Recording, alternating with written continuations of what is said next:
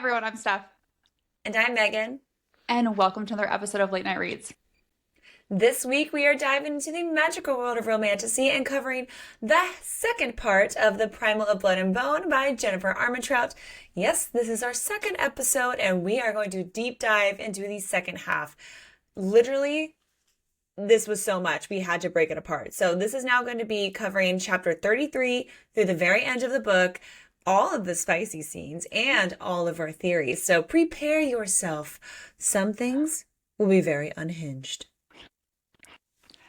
Before jumping into this book, a couple of key reminders. As always, this episode will contain spoilers. We assume if you're listening, you've read this book, plus all the previous books in the Blood and Ash series, as well as all the books in the Flesh and Fire series. We will be talking about all of it. You have been warned. And as a reminder, this book has numerous topics that may be sensitive for some readers that we will talk about. Animal abuse or death, anxiety, assault, blood, child death, regular death, depression, emotional abuse, fire, murder, PTSD, sexual assault, sexual harassment, stalking, suicide, torture, violence. All of the above. Everything, basically. So now, our last episode ended with Colas using his will to unleash a bunch of horrible creatures from the sea, aka like the Kraken. And it basically also resulted in Scion and Rahar coming to Solis to assist Poppy, and unfortunately Rahar was killed while helping, ultimately sacrificing himself to protect Scion. So Poppy and Kieran have now used their Primal of Life powers to heal as many injured people as they could until Casteel made Poppy go back to the room to rest. But then we get a spicy scene where Casteel fulfills his promise to fuck Poppy. But it's made slightly awkward when, just a little bit, when Reaver shows up to the room. And you know why? Because Casteel is still inside of Poppy. He's literally like, what the fuck is happening? And also Casteel is like about to lose his shit because he's remembering now how the Revenant showed up, and he goes into full protector mode and he shifts into the cave cat. And we're like, yay! And also this is the first time that Poppy has seen that happen. Yeah. He goes into full kitty cat mode. And so Poppy's like, what the fuck? How long has this been going on? Why did I know about this? And then she's like, can I do this? Like, what? And Reaver at the time is like, Poppy, we don't have time for this. I need to focus on Casteel, like, not killing me. Let's focus on that. So Poppy's Videntia tells her that this shouldn't be possible, though, because, like, only true primal gods could shift after an ascension. And apparently the Dominion primals are going to be more like ancients. So it should really take time for them to gain the power that they need to shift. And it honestly should have taken centuries for Casteel to have this kind of power.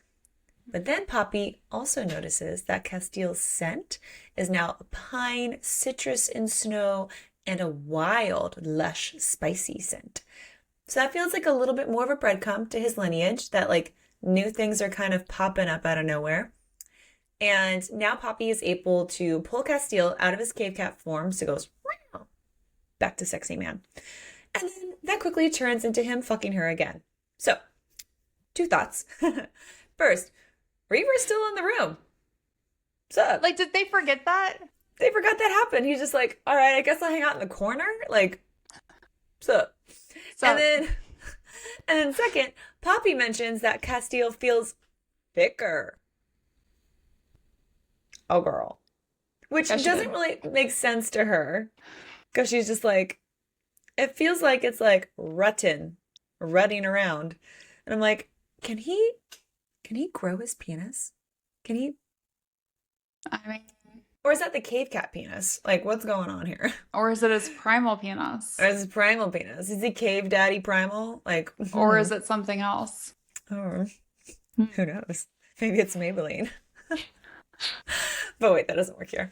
Anyway, so, but either way, this feels like a major breadcrumb again. So afterwards, Casteel says that he will never forget that it was her. Okay. Fingers crossed this is a good omen for the next book, and that Poppy is able to help Casteel when he's like in the state at the end of the book. So he almost mentions that he didn't tell her about shifting because he wanted to wait until he could find out if she could do it. And he's like, and then I wanted to share that with you. But she's just like, how dare you not tell me? And he's like, I'm sorry, I love you, and I didn't want to keep this from you.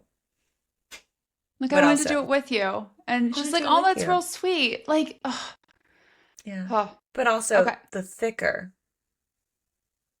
We're Mm. going to talk a lot about that when we get to the Fall of Ruin and Wrath, everyone. So buckle up because Yeah. I think there's some little tie-ins going there. A little So, tie-in? or a big tie-in. Depends on how you look at it and what you're used to, I guess. I can't wait. So Reaver has stopped by to let them know that Sera is coming to see them, and it would be, I don't know, a good time to put on some clothes. Yeah, Maybe. maybe. I don't know. Which is Just a kind little of bit. funny if you think about it, because half the time Reaver walks around naked anyways. But he's like, Yeah, you should put some right? clothes on. Right. Okay. Thanks, Reaver. And so Poppy is nervous about meeting Sera, but Reaver assures her there's no need to worry since Poppy is their grandchild. And then Casteel talks to Reaver privately, making it clear that if Serafina or anyone tries to harm Poppy, they'll have him to deal with. And he's latched onto something that one of our least favorite fates, Aiden, has said about her, which is they'll come for her, right? That's like one of the things that Aiden said previously when Poppy was at the continents and he was babysitting Casteel. And Casteel currently believes that Aiden was talking about Serafina, Nyktos, or the other reigning primals. I don't know if that's necessarily who he's talking about. More to come on that. But before Sera arrives, Casteel and Kieran talk telepathically, and Casteel mentions how he's worried about what Aiden said, even though he doesn't mention like Sera directly, and how he's likely more of a concern than Poppy is. And I'm like, yes, you are. You are self-aware of that. Good job. Kieran says that he never thought Poppy would be a threat, which is referencing, right, that promise that he made to her. And that's not why he made the promise. And when Casteel asks why he did it, Kieran's like, you should ask Poppy. Kieran, could you be fucking helpful? Stop answering a question with a question. Yeah. Words. Words, Answers. please. Communicate. Like, communicate. Be helpful. So rude. So rude. So then a significant amount of things happen after Serafina arrives. So it's like, ta-da, here is your grandmother. And whoa, Poppy's like, you look just like my sister, Millicent. That's weird. So cannot wait for the two of them to eventually meet. It's going to be like looking in a mirror, you know? And then this kind of makes Poppy slightly jealous because she looks like Isbitch. She's like, what the fuck? Like, why does Millicent get to look like Sera and I have to look like Isbitch? Like, Right? And then her father, thinking about Leopold, who we are 100% convinced is Iris. So it's like, lots of resemblance going on here. And Sera basically says that this is impossible when she looks at Casteel and Kieran. And Poppy is now thinking about how Sera is focused more on Casteel when she says that, as if she's not sure what to make out of him. I'm like, what are you saying, Sera? And during this whole time, Casteel literally just keeps stepping in front of Poppy, trying to basically protect Sera until Poppy holds him in place and steps forward. And then Sera makes a comment about your husband or husbands when she's referencing Casteel and Kieran. And that feels like a breadcrumb as well. Like, are they both married? Are they married to each other? Is the joining like a marriage? Are you a throuble? Like there Are you a are throuple? Yeah. multiple references to them being United. united. throuple. Yes. So Reaver clarifies here that Casteel is actually her husband. And then he says, not sure what you'd call the wolf. Like, I don't Thanks, know. Reaver. But thanks so much, Reaver. You appreciate your insight there. And then Poppy tells Sera that Casteel and Kieran are primals and that they are dominions. And Sera comments that, like, that could be good. That could be a really good thing. But Reaver doesn't seem to agree. And then Sera does confirm that Rahar is in fact dead, adding that he gave his life for Sion and the realm, so he was a martyr for the kingdom. She then mentions that Rahar belongs to a court that Nyktos and her created, and it's not actually one that's tied to the essence of the realms. So no one really is going to, like, ascend into it. So again, that feels like another breadcrumb for things later down the road, because we've been told that the courts were created to exert some control over primals. So if Sera and Nyktos can create their own courts that don't have the same implications as others, then can't imagine how the Fates are going to like that. And like what that's going to do to their fucking balance. Right? Yeah. So Sarah thanks Poppy for bringing her sons home to her and Nyktos, and Poppy can sense like anguish, sorrow, and rage from Sarah after this comment. Eris is resting and recovering. He's as good as can be expected. That is also not very helpful. No. So I'm like, does that mean he's in stasis? Does that mean like he's like, what's going on? Yeah.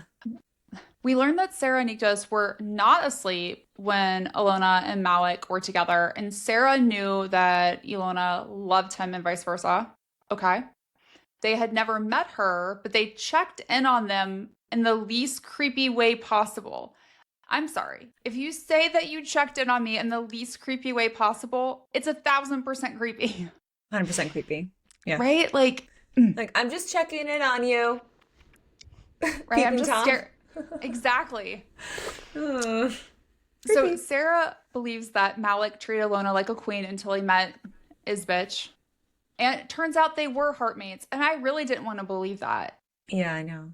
I really didn't want to believe that. I was a little disappointed. I was like, damn it. I really, yeah.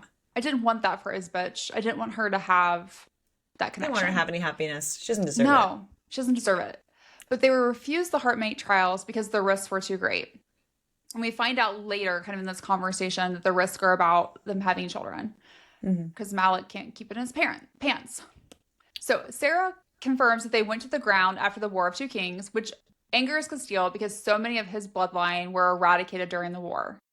And then even Kieran, who normally is like very even-keeled, starts to get a little pissed when he learns this information because we know a lot of wolven died during that war. I really would like a book on the War of Two Kings. Yes. Yeah. I really would. And Sera comments how they weren't as involved as, or like, history claims they weren't involved. And she's like, I mean, not really. And she alludes to that Valen knows about their involvement. And so we're going to find out more about that soon. And that's when we learn that Sera went to sleep because she helped entomb her son.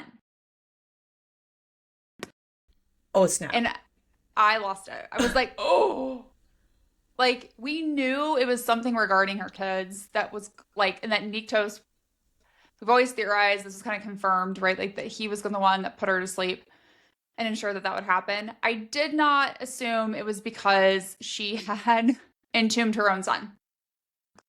Yeah, that's traumatizing. Right? For a lot of people. So we also learned that Sera points out that she can't stay too long in this realm because the wolven already feel her presence, and the longer she stays, the more the Notum will strengthen in her favor. And we cannot allow that to happen because Poppy will need their help. So this is another reference. We've heard this about the drakens, right? The drakens serve Poppy unless Nyktos falls, and then they'll go back to the Elysium to serve Sera and Nyktos. And same thing with the wolven. The wolven serve Poppy right now unless Sera calls for them. Like, this is mentioned so many times.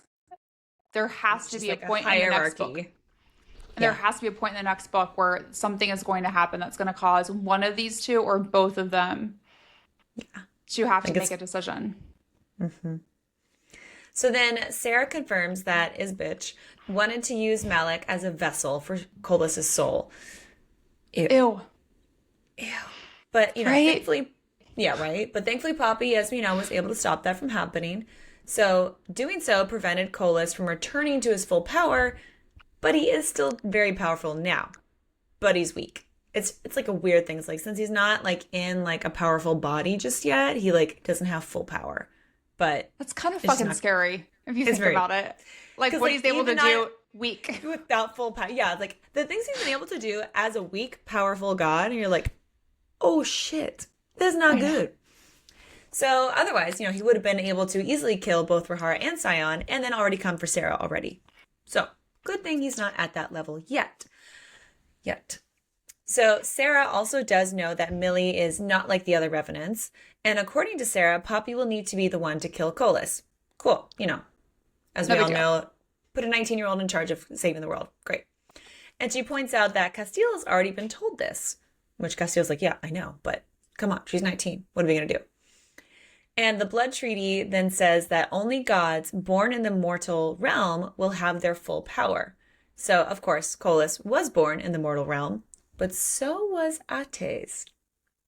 Interesting. But because of that, Sera and Nyktos won't be able to help them much because in the mortal realm. They won't be able to help much in the mortal realm because they are primals of a court. So they can't do it. Their hands are tied, literally. But Attes will be able to help them. Yay. So please help us, Attes. And then Sera promises that Poppy will not be without any aid because if shit does go south, they will not leave her hanging. So that kind of foreshadows what's going to happen at the end of this book and who exactly is going to show up to help Poppy. So in addition to beating Poppy, Sera is in the mortal realm to bring Jadis home. So it's Casteel, Sera, and Poppy alone on I Inspire. Sera comments how much Casteel looks like Ken, and Casteel wants to know what happened to him. What's really interesting about this is Poppy's Videntia won't tell her what happened. So we have to remember, why won't it tell you what happened? 2 reasons. One, because it's usually because it's related to you, right? Or it's or someone close to you, or so. Why won't it tell her? Think about that for a second. But Sera's comment, and there's like a pause too, when this question is asked, that he was a primal god of peace and vengeance, and that Attes killed him. And I'm like, and then she comments that they'll have to ask Attes about what Ken has to do with Attes deciding to help them. And she doesn't anticipate it will go well. And I'm like, well, I have questions.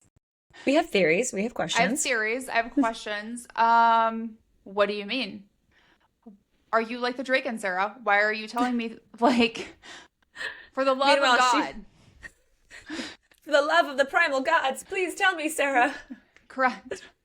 Poppy and Casteel have enough shit going on. We do not need questions answered with questions. No. So, and Sera, give it to me straight. Give it to me straight, or just you can do it in a roundabout way, but can you just tell it to me? I don't care if it takes an hour. Yeah, I'll do the tell math. Me. Right. Okay.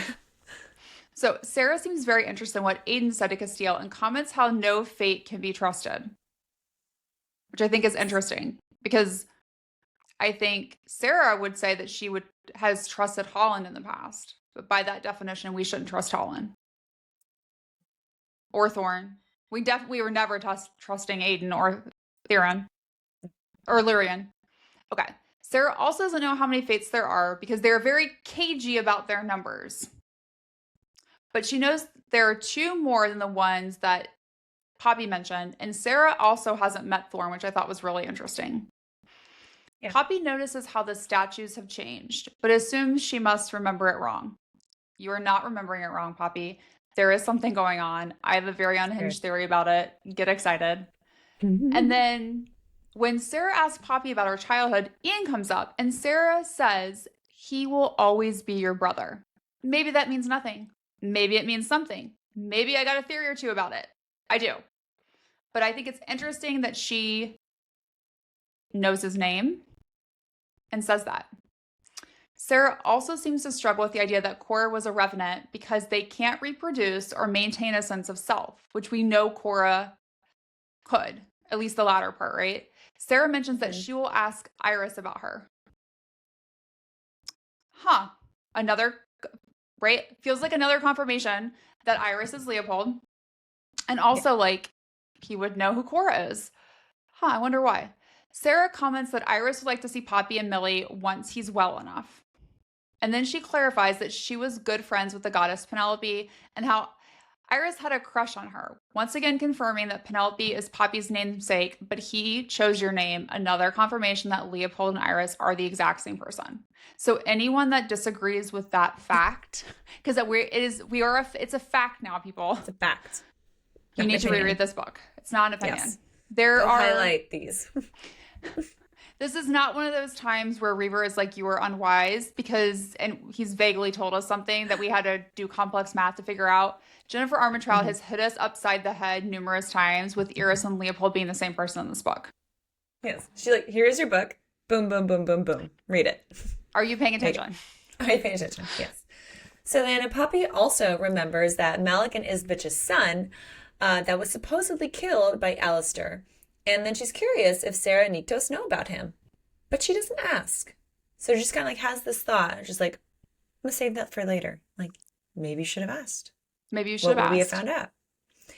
Which is weird that Poppy's not asking a question. She's always full of questions. It's also So, weird that she thought about it yeah, and it was brought up again, and if it has no meaning and if he's really dead. right? At this point, remember, don't believe anybody's dead. So Sarah, Well, I believe a couple people are dead. well, yeah, some people are We'll dead, talk dead for about that sure. later. Yeah. So Marshmallow. Sarah promises that Isbitch will pay for what she did to Jadis and that her soul is in the abyss. Breadcrumbs since Colas controls the abyss, which explains how she can show up later. Again, don't believe anybody's really dead dead. Well, until, they're dead dead. Lots of death. Lots of weird deads. So anyway, the reason we find out was Poppy was able to wake Nektas is because she carries the embers of life and death in her, and that a draken can feel that power even when they're at rest. So Jadis likely did feel it when Poppy was trying to wake her up previously, but maybe she was afraid and she didn't understand what she was feeling because she's been asleep for so long and was just confused by it all. So Sera can sense that Jadis is awake because she can still sense her through the Nota. And she has Poppy then summon the essence. And while she's doing that, Sera is calling out to Jadis, begging her to come back to them. And then finally, Jadis does come back. She's able to break free from her entombment, and she is in a horrible state. Literally so bad. Her body is so frail. Her horns have been cut off. There are different bite and claw marks all over her that just haven't healed properly. And meanwhile, Jadis just starts crying and is crying no multiple times. And this whole time, Poppy can just sense anguish and terror and fear from her. And Reaver is just devastated by what he's seeing. And it gets even worse for him when Jadis refuses to even let Reaver come near her or take her home. And Jadis then comments how she just didn't want to wake up and doesn't even want to be here anymore.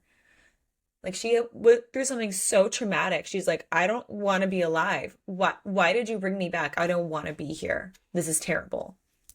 So Jadis has some stuff to go through. My heart It's broke. going to be hard for her. Oh yeah, I was very sad. So then Sera summons Aurelia to come and take Jadis home, with just an unspoken message basically asking Reaver to leave. So what happened between Reaver and Jadis? Because clearly he is distraught by seeing her in this state, and she's still very angry with him and doesn't want him anywhere near her. So there's an unwritten story. Yeah, that, or I didn't know if maybe it also could have been because he was a man, Maybe. right? If she was sexually assaulted, like we know Casteel was when he was held captive. Yeah. Is that the type of reaction? But I don't remember her having that type of negative reaction towards Casteel. Oh, so yeah, Casteel was there and she didn't act that way. So But I think Sera also didn't tell her to go with Casteel. Yeah, she told her to go alone. with Reaver specifically. Yeah, I don't know. There's something more to it. Yeah. Okay. So Sera wants to talk to Poppy alone. Poppy insists that Casteel stay to hear it. And I'm like, this will go well. We know what's about to happen. Yep. So Sera talks about Satoria and Colas' obsession with her, commenting that every time Satoria was reborn, her life ended either at Colas' hands or because of him. And she tells them about Satoria's soul being stored in the star diamond, and Poppy knows that Isbitch had it. And then Sera drops the bomb that fucking Column is Satoria's brother. And then Sera reveals finally that they denied the Heartmate trials because Malik and Isbitch were already pregnant, indicating that Malik could not be trusted to make the same mistakes again. So that also confirms that Sera did know about Malik and Isbitch's child. So if that is the case and Alistair killed that child, before Malik was entombed, I have a hard time believing that Sera wouldn't have went after Alistair for hurting one of her grandchildren. Right? Yeah. So then Sera drops the big bomb that we knew was coming for a long time. Poppy and Casteel did not. That Poppy is Satoria. And that's why Sera was able to connect with Poppy even when Sera was in stasis, because Sera had previously carried her soul. And she's never been able to reach Millicent. Which made me wonder a couple things. Yeah. Casteel is not here for this information. Like, yeah, he's like, nope, not true. Not happening. You are not Satoria. You are Poppy. Right. And like, also, what do you mean the crazy primal god that has been entombed for 1,000 years wants my wife? And Sarah's like, a primal can't lie. They can skirt the truth and omit it, but they cannot tell a blatant lie. And Casteel starts to lose his shit. Rightfully so. Rightfully so. If you were told the love of your life, who has been through a traumatic life, multiple times almost died, was lied to her by her first love about who he was, almost died, comes to Atlantia, is almost killed by her new people. Like, I mean, we can keep going, right? Like, yeah. Not great. Yeah, you would not be happy either to learn that Colas, who is the craziest motherfucker of them all that we've met so far, wants her. It also doesn't He's obsessed? help. He's obsessed with my wife? Great. It doesn't help when Poppy's like, oh, that gold cage I stole in Stasis, that's how Colas previously held Satoria. Yeah. Also not going to help, because we know how hard it was for Casteel to put Poppy in a cell at the beginning of this book when she literally was a threat to herself and others. So the thought of her being in a cage, not great. Wait till he finds out about the glass dildos. He's like... Oh boy. Yeah. Right? He's in for not a good time. No one's in for a good time if it involves Colas. Casteel's losing his shit. Poppy can hear ravens beating against the glass, trying to get to him, and she can see his bones through his skin. And then that's when, and I'm like, he doesn't notice this. I don't understand how he doesn't notice that there are birds trying to get to him, and his skin is becoming translucent. Yeah, I'm like, you are literally like disintegrating, and like these crazy birds are coming in. Like, but he's like, so rage focused. Yes. Oh. So then he makes it really clear that Poppy is not Satoria. She's her own person. And Sera does agree. While Poppy is Satoria reborn, who Satoria was is gone. And like Poppy is Penelope, right? Like she is her own person. And I feel, yes. But also like tomato in a lot of ways. Yeah. It's like, we're still the same. But I mean, like, yes, you're your own person shaped by your own emotions and experiences, etc. But also you have a crazy person that's like obsessed with you, kind of, sort of. You have to kill someone because only Satoria can kill him. Like, that doesn't feel like you're your own person, because I would be like 0 out of 10. I would like to opt out of those things. Yes. Unsubscribe. No, thank you. Unsubscribe. Okay. No. I'd like to opt. Yeah. Do not call me. I will block this caller. If only Poppy could do that. So Sera then mentions that she had help from a god of dreams to wake Poppy up from stasis, but it took him a bit to find her. So she has to now be referencing Theron. So that whole thing. Casteel then makes a promise to take out Colas's eyes. Ew. Very specific.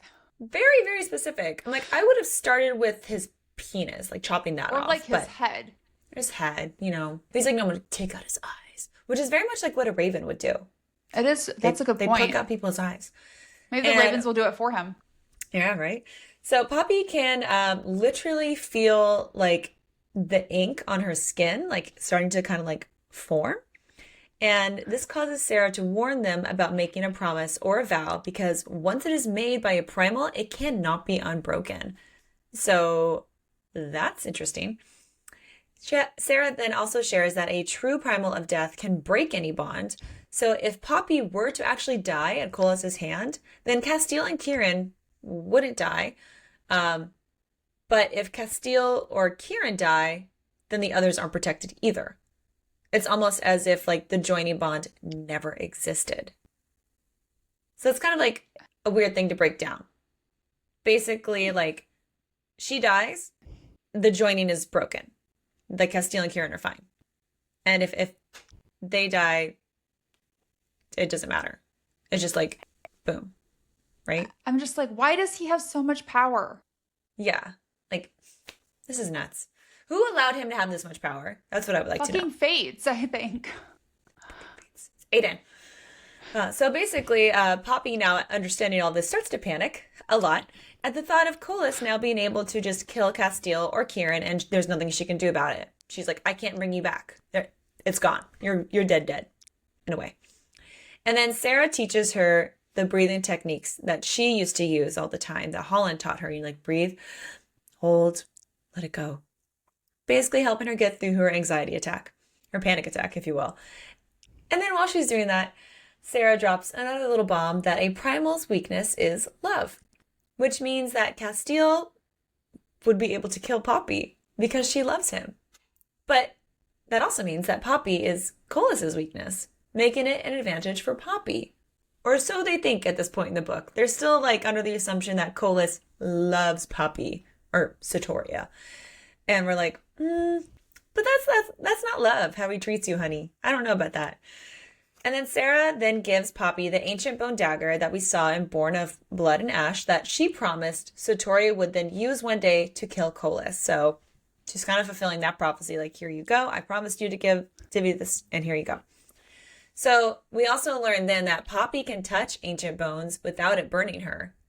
And Sera has no idea why. She's like, that should have hurt you. You should not be able to touch it like this. She's just like, no, wait, don't touch it there. And she's just like, why? Just like it tickles. Nothing's happening. It's weird. She's like, that's not normal. Right? It's really not normal. And then I feel like it's like, and moving on. And moving on, you're like, what? No, like I have a list of things that you've said are not normal that I have questions about. Yes. Love is weakness. Casteel can kill me.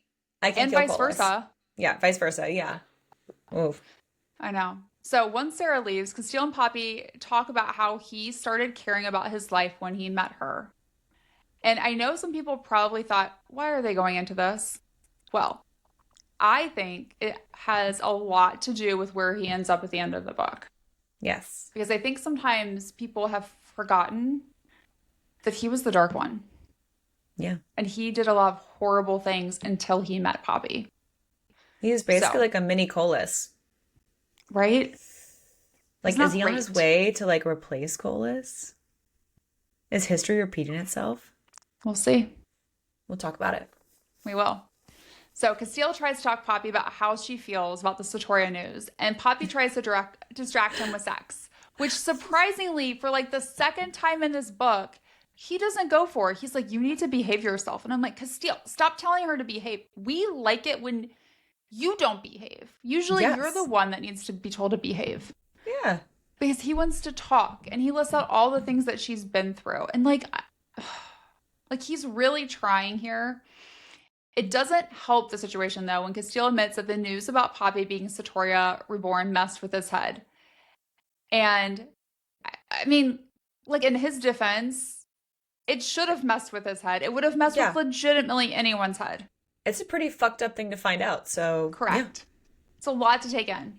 Yeah. But when Poppy won't talk to him about it, he questions why she doesn't trust him with her feelings.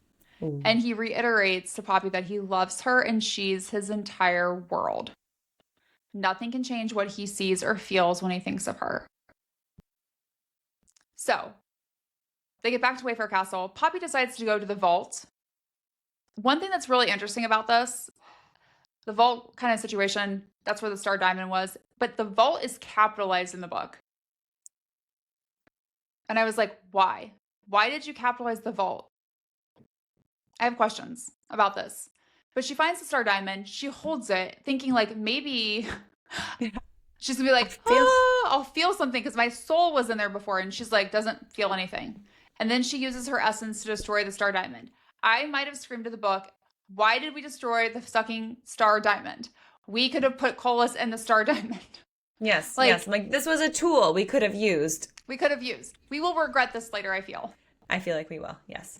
They'll be like, hey, where's that Star Diamond? And she'll be like, ooh, oops. About that. Yeah. Remember when I got real mad finding out I was Satoria Reborn? I may have taken it out on a gemstone that was uniquely shaped. She's whoopsies. Like, I don't know where it went. Oops. Yeah. So then we see Poppy give Delano the wolven dagger that we know is made from Prila's bones. And she tries to give it to him, and he wants her to keep it since he knows that Victor gave it to her, and it means a lot. And then Poppy doesn't believe she can ever use it again after knowing about Prila and seeing it be used to kill Delano at the Bone Temple. And that makes sense. I get that. But then Delano finally agrees to take it, even though he doesn't know what he's going to do with it. We're going to talk about this in theories because I think this, I've said this for a while now. I think this dagger is going to play a huge role in the next book. Very interesting. I can't wait. Let's chat. But first, it is now time to meet with Malik and see what he's been wanting to show them. Did not expect this at all. This was not on my bingo card. I'm like, no. Excusez-moi? What the fuck is going on? They arrive at the home of an Ascended. Okay. And it turns out there's also a leader of the dissenters there, Helena. Very interesting. Like, I was like, what? You two are friends? Like, weren't you just like mortal enemies? Like, this does not connect. I was like, is this like a, are you going to play a game? Like, are you going to kill each other? Like, what's going on? And then it's like, is this an intervention? Like, who's the alcoholic here? What's going on? Like, what's... Yeah. So they go downstairs, and this room is full of light. And it's just like painted to make it basically look like there are like windows that have views outside. The complete opposite of really what they've seen in every other Ascended's home. Like, it looks like a real place, like a real like house. And it gets even weirder when all the Ascended suddenly bow to Poppy and Casteel. And they're like, okay, but you don't have to do that. Like, stand. Also, you may rise. Like, how weird is that? Like, you are the Ascended who followed Isbitch, and now you're bowing to me. Yeah, it's like, is this real, or are you just playing pretend? Am I being pranked right now? Right, like where's Ashton? Like, what's going on? What's going on? So Malik introduces the Ascended as Mira, Raina, Regis, Everett, Wesley, and Heath. So they actually thank Poppy and Casteel for taking the capital and for killing Isbitch. They're like, we love that you did that. And then they talk about how they didn't even know what was happening the night of the rite, or how initially the gods weren't actually tied to anything that was happening with the Ascended until they started learning the truth about why they can't walk in the sun, and why they suddenly have bloodlust. And like, they legitimately started hating themselves that they believed everything. And they had to accept the truth when they attended the rite the following year and saw what had become of the third sons and daughters. Basically seeing how literally all these innocent children were being murdered and like their blood was being taken. And they were just like disgusted with themselves. Because they, they were like Ian in the beginning. They had no idea. And they were just like good people. And then the evilness was thrusted upon them. And then they have to turn in the mirror and say, oh my God, I'm one of them. Like, this fucking sucks. I didn't choose this. So they also tell them how the Temple of Paris or Peruse basically had like tombs that were like in a maze of tunnels underneath, which is really yucky. Really yucky. So this Peruse or however we're saying this. Peruse, Paris. We'll say Peruse. Sure. Peruse. That's not a real god. We know that. Fake god. Fake god. Or is it? Is it someone that exists and we don't know who they are because we haven't met them yet? Or, I know. Or there is some of the depiction, because I think this god has like white hair. It could be a representation of Sera potentially, which is possible, but I'm wondering why this keeps getting brought up.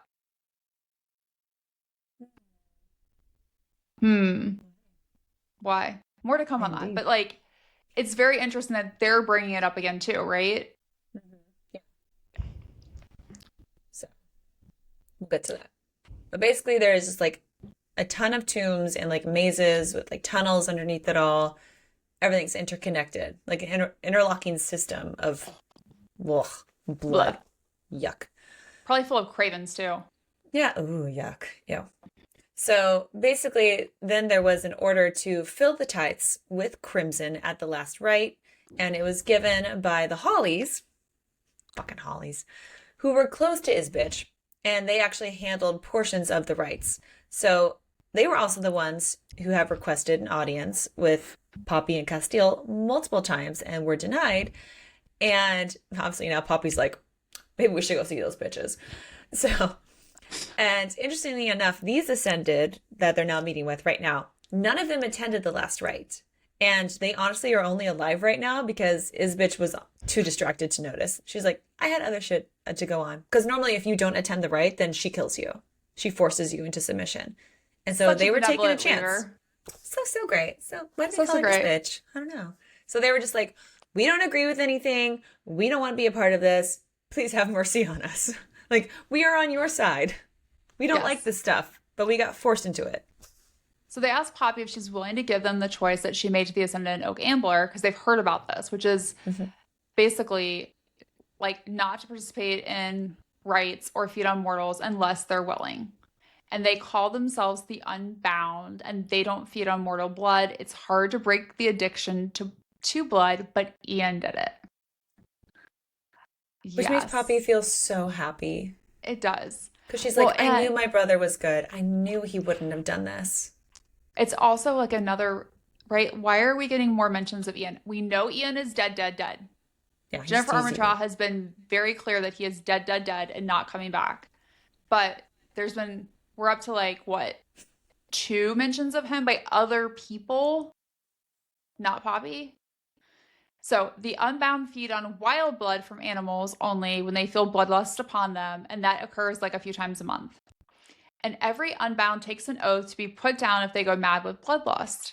And Malik learned about Unbound from Millie, because she would often be with an Unbound member when they would walk in the sun to die so they wouldn't be alone. It's very interesting right there, because I feel like that is such a similar thing to what Poppy did. Yes. You know, like she would go with Victor to help the people like die, you know, with grace, with dignity, basically when they were about to turn to Craven. And Millie did the same thing. It's like, you guys are so similar. It's crazy. I know. Yes. And one of the things I loved about it is like, supposedly, right, like she hates Malik, but also she told him about this. Right? Thin line between love and hate, people. So she also introduced Ian to the Unbound way of life.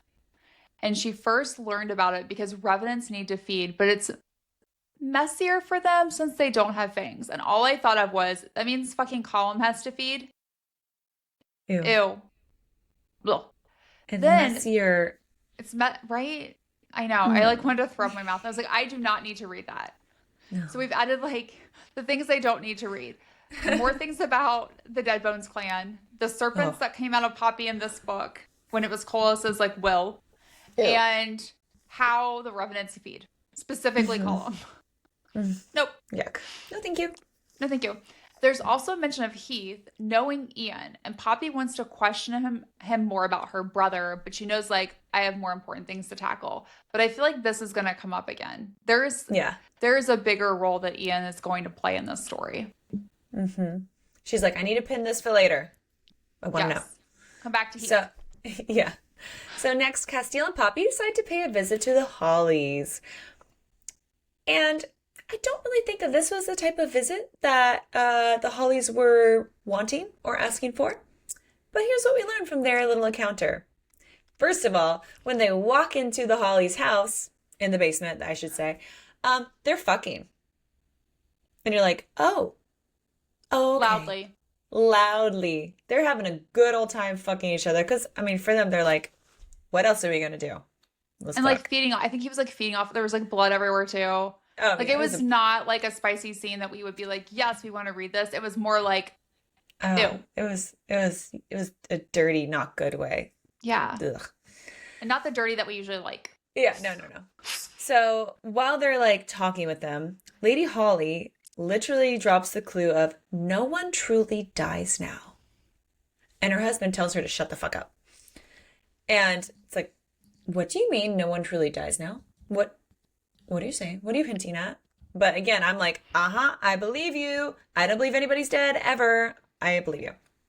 And so they then start to say that allegedly the true king has risen and will take back everything that is his. So we're like, yeah, we know about Colus, like blah, blah, blah, whatever. And that Isbitch apparently wanted Poppy to sit by Colus's side and that this is what they planned for Poppy. I'm like, Who is they? Is that Isbitch and Callum? Ew. Like, It, ew. Like, Isbitch, think you about, literally planned for your daughter to serve Sky? like, you had her so this could happen. Blech. Like, I hate that. hated you before, but, like, when I read this, I was like, I didn't think she could be worse, and she's worse. Like, trafficking your daughter. Like, yes. grooming her for this. Oh, good Lord. Yuck. And call him, it's your fucking sister. Yeah, right? Like, ew. Come on, bro. Like, ugh. And Lady Holly comments that Poppy will lay at his feet where she's always belonged. I'm like, shut the fuck up, Holly. You're going down, girl. And which, of course, causing Poppy to kill her and say, no, I never will again. But that voice does not sound like Poppy. I think that's the Sartorius soul coming out being like, that's not going to happen. And now the Hollies are dead. Yay. Well, they deserve to die. But Yes. also, I'm like, okay, so when is Satoria gonna come out? We saw her do that in Sera, right? Like, I think there has to be a time in the next book where something happens like this. Yeah. Okay. It's Shadow Council time. Gang's all here. Woo! I really need them to get shirts. Yes. So we got Poppy, Casteel, Kieran, Emil, Malik, Niall, Perry, Delano, Reaver, and Tawny, who's not... Okay, so Reaver and Tawny are not really part of the Shadow Council, but they kind of just show up. There's like honorary members. It's fine. Yeah. So they're bringing everyone up to speed on the Unbound. They discuss if the Ascended should be given a chance. Unsurprisingly, Casteel and Kieran are like, no, they should not. There's been too much pain and death the Ascended caused.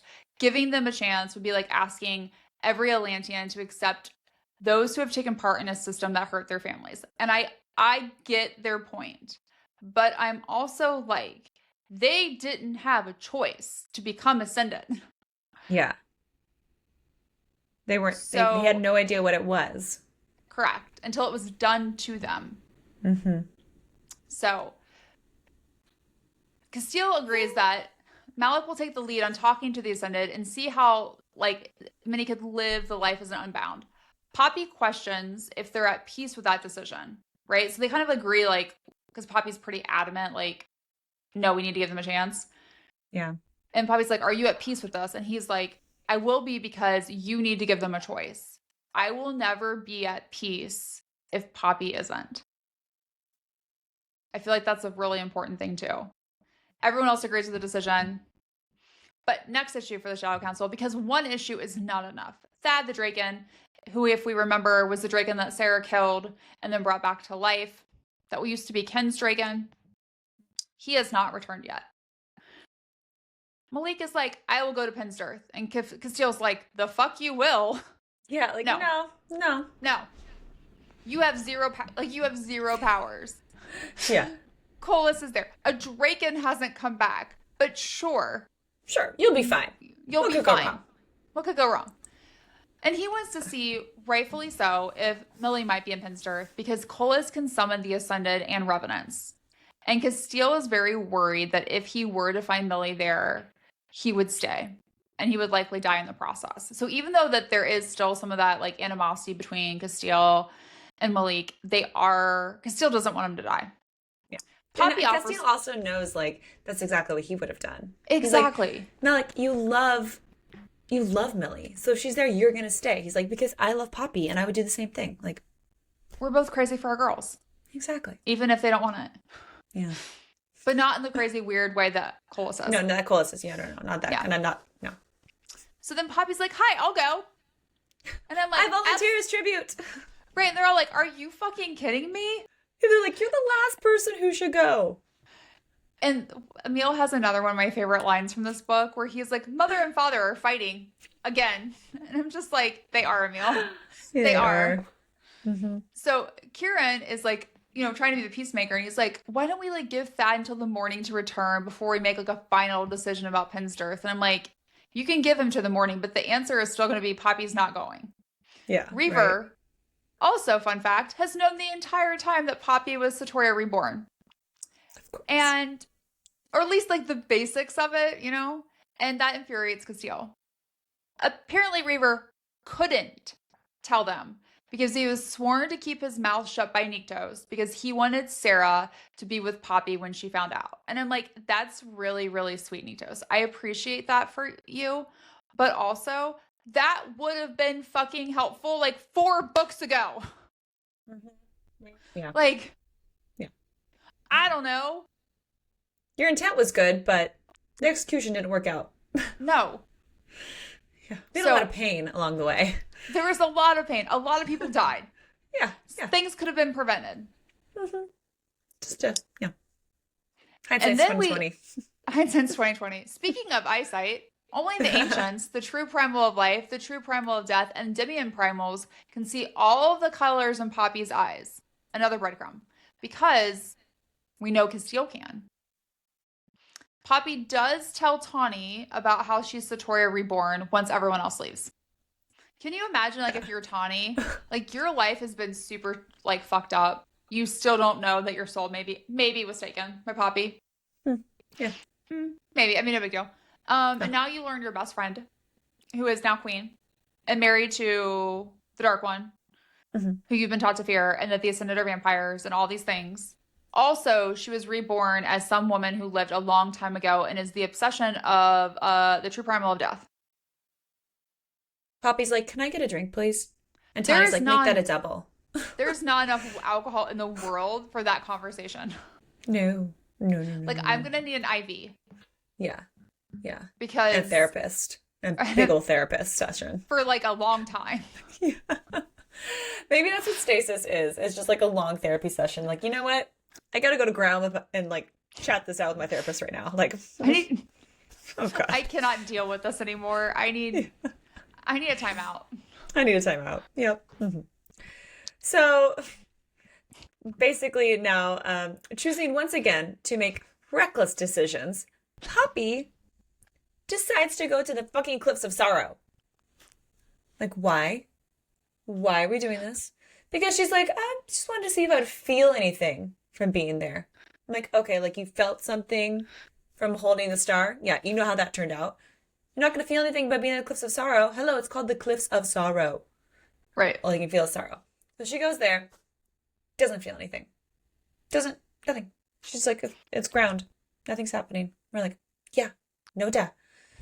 And she just like also does have now this like random thought about bringing the ancients from the continents into this realm. I don't think that's a good idea. I think that's a really bad idea. She's like, but she doesn't think that needs them. She needs them. She's like, no, I don't. Maybe I shouldn't do that. Yeah. Why did that pop in your head, Poppy? Right? Why? Like, they almost killed you and you're like, maybe I should bring them here. How would that go? This is not a good, no. Just gonna grab the big agent's dick and like pull him along with you Come on, like it's a leash. Like a tear in the realm? Like, how big is the tear in the realm need to be to bring him here? Like, That's gonna be bad. What? It's gonna be real bad. So then Casteel shows up because he was worried that she went to Penstirth. We're also really hoping that the whole like bringing the ancients over here is not a breadcrumb for the next book, but it probably is. So that's a bit terrifying. So Casteel now shows up because again, he was worried that like she went to Penstirth without him. And he's just like, where the fuck is she? And so he just literally wills himself to wherever she is. So he shadow steps. And he's like, I don't know where I'm going. Just put me next to Poppy. And boop, there he goes. Which is really cute.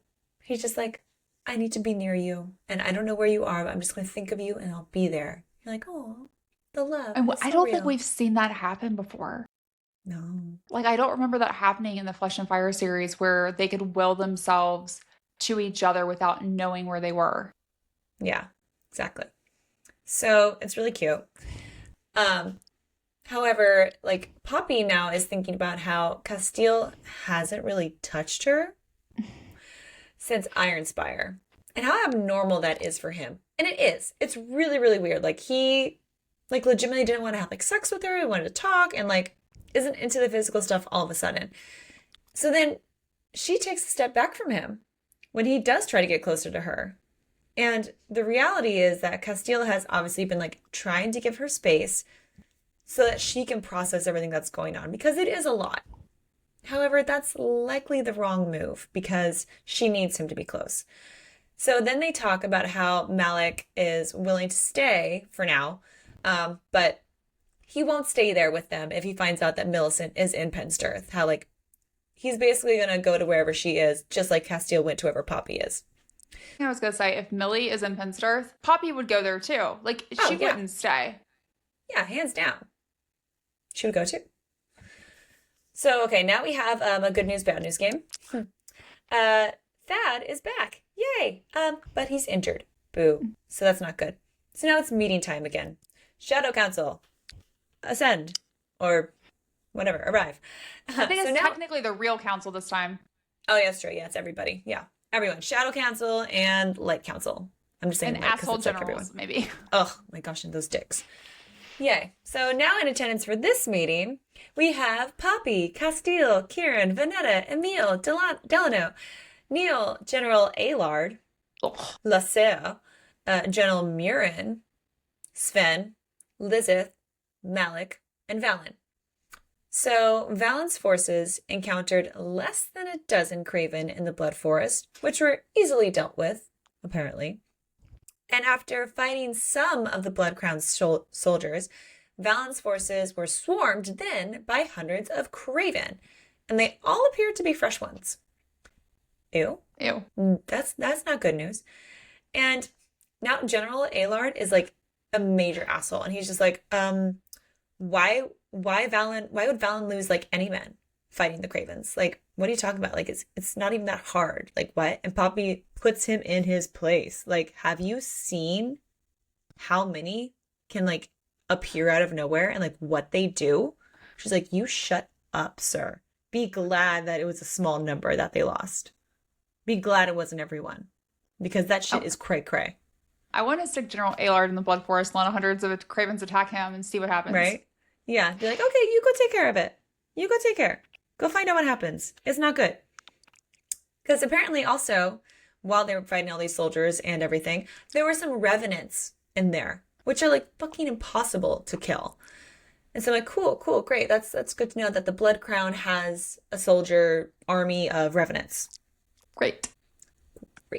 Love this journey for us.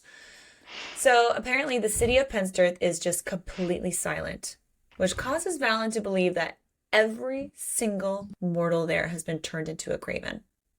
Or at least they're all being captured and like being forced to like be cattle to be fed from, you know? So bad. Bad. Thad was injured by a spear that seems to have been designed to specifically take out a draken. And it injured him like straight in the chest. So it's basically just like a giant like crossbow, probably like 8-foot long spear. It's like that. Who is like, creating these? Right? So I'm like, okay, so they have hundreds of Craven freshly made. They have revenants. And now they have tools of destruction to take down our drakens. Fuck. It'll be fine. It's gonna be fine. We'll all get through this together. So then Valen was greeted, apparently, at the Pensterth Rise by Varys, and Valen believes that there are likely a few hundred other guards there with Colas. So great. Varys claims that they would receive word from Colas soon, and can't wait to find out what Colas has to say to them. I'm like, can I send it to spam? Yeah, like I reject. Varys, I don't want to find out anything from Colas, because last time I did, there were fucking dead mermaids everywhere. Correct. And also, Varys, like, he showed up in, Born of Blood Nash? Mm-hmm. Right, As Colas is, like, I don't know. Second in command. No. Yeah, second in command. I'd say third in command, because Callum's, like, the second in command. I don't know. Callum's, like, his bitch boy, though. That's true. He's his golden bitch boy. Yes. Yes. So Varys is, I'm like, there's something more with him, because he's back. And I'm like, where have you been? Right? Yeah. Why were you how did you get to live? Yeah. Also, his name is interesting because we said Perus. Perus, yeah. Perus. Perus, Varus. Yeah, very similar. Very similar. Huh. Okay. So some of the attendees are concerned that Colas has like so many gods and that puts them at a disadvantage. And Poppy's like, I got you. We are 3 primal gods. And then they're kind of like, excuse me, what the fuck? The room's Yeah. like, oh shit. Oh, yeah. And I'm like, did you not notice when like they came in and you can sense their powers? Valen is slightly shocked by this news and interestingly comments about how he didn't know Rahar was the god that perished. And like, it's possible he's heard that god's name before, but I'm like, this also feels like another breadcrumb. How would you know that? Huh. Casteel uses his show of essence to basically show off for everyone, while Kieran just comments that he got the other half of Poppy's powers. He's like, yeah, I got some too. Yeah. He's just like, no big deal. No big deal. But he also hasn't really used them except for the primal of life power he used to heal people. He's done nothing else. Yeah. Valen believes Colas not knowing about Casteel or Kieran's primal powers could be an advantage. I think he knows a little bit about them. At this point, I think he learns fully, or at least more so, about Casteel at the end of the book. Poppy also shares that another primal god will be arriving soon, a god of war. And without saying his name, Valen's knuckles go white. And I'm just like, imagine like you're in the room and you're Valen and you're like, okay, so first, like, you just came back from getting attacked by like a bunch of Craven and Revenants. The draken got injured. It's not a great situation. And then it's like, oh, my son is a primal god. Huh. That's not great. That's not great for me. Another god of war is coming. Fuck, that's real not great for me. I've been keeping a lot of secrets. Yep. He's like, my shit is about to get revealed. This is not great. So then Poppy can sense resolve and acceptance from Valen when she reads his emotions during the meeting. And normally he keeps his emotions locked down. So he is either choosing not to shield himself or they're overpowering that shield. And then Poppy decides to give a public address the next day, which we've seen her do before in previous books. And Casteel tells the generals to prepare for battle in terms of like scouting the roads for movement, sending ships north, etc. And all I thought was, Casteel, that's real sweet. Like, oh, you're so cute. Like, that's how you think this is gonna go? This is not war like you think. This is not a game of Battleship. No. Like, I want it to be like something that would have been helpful, Sarah, would have been you telling them, I don't know, everything that happened in the book of the Born of Blood Nash and how Colas fights and how he attacks you and how it comes out of nowhere. Like, all of these things. Yeah. Yeah. Because Casteel's like, okay, we're going to move the troops here and we're going to like scout the roads. And I'm like, he's not coming on fucking roads. They can shadow step. Yeah. His will can just do things. Yes. You are fucked. You are fucked. Yes, you have 3 Demian primals and that is great. But like, you cannot prepare for this like you prepared in the War of Two Kings. Mm-hmm. A little different. A little different. Mm-hmm. Yeah. Not going to go well. So then Poppy, Casteel, and Kieran and Valen go into the Queen's Garden to talk privately because there's some bombs that need to get dropped. And we've been theorizing about these for a long, long time. So we were also very excited to see this happen. Turns out Valen's mother was an elemental and his father is a god who went to sleep with the rest of the gods. Valen now assumes he's likely awake. Probably in Vathi. Turns out Valen's daddy is Attes' son. Which means Attes is his grandpapa. Which means that Attes is Casteel's great-grandpapa. Is that Elian? Elian? Elian. Elian, yep. Mm-hmm. Yep. Crazy. So like, is Attes Elian? No. Elian is Attes' son. Yeah, Elian, yeah, sorry. Blah, blah, blah. Attes is grandpapa. Elian. Great-grandpapa. Sorry, great-grandpapa is Attes. Then there's Elian. Then there's Valen. Then there's Casteel. Yes.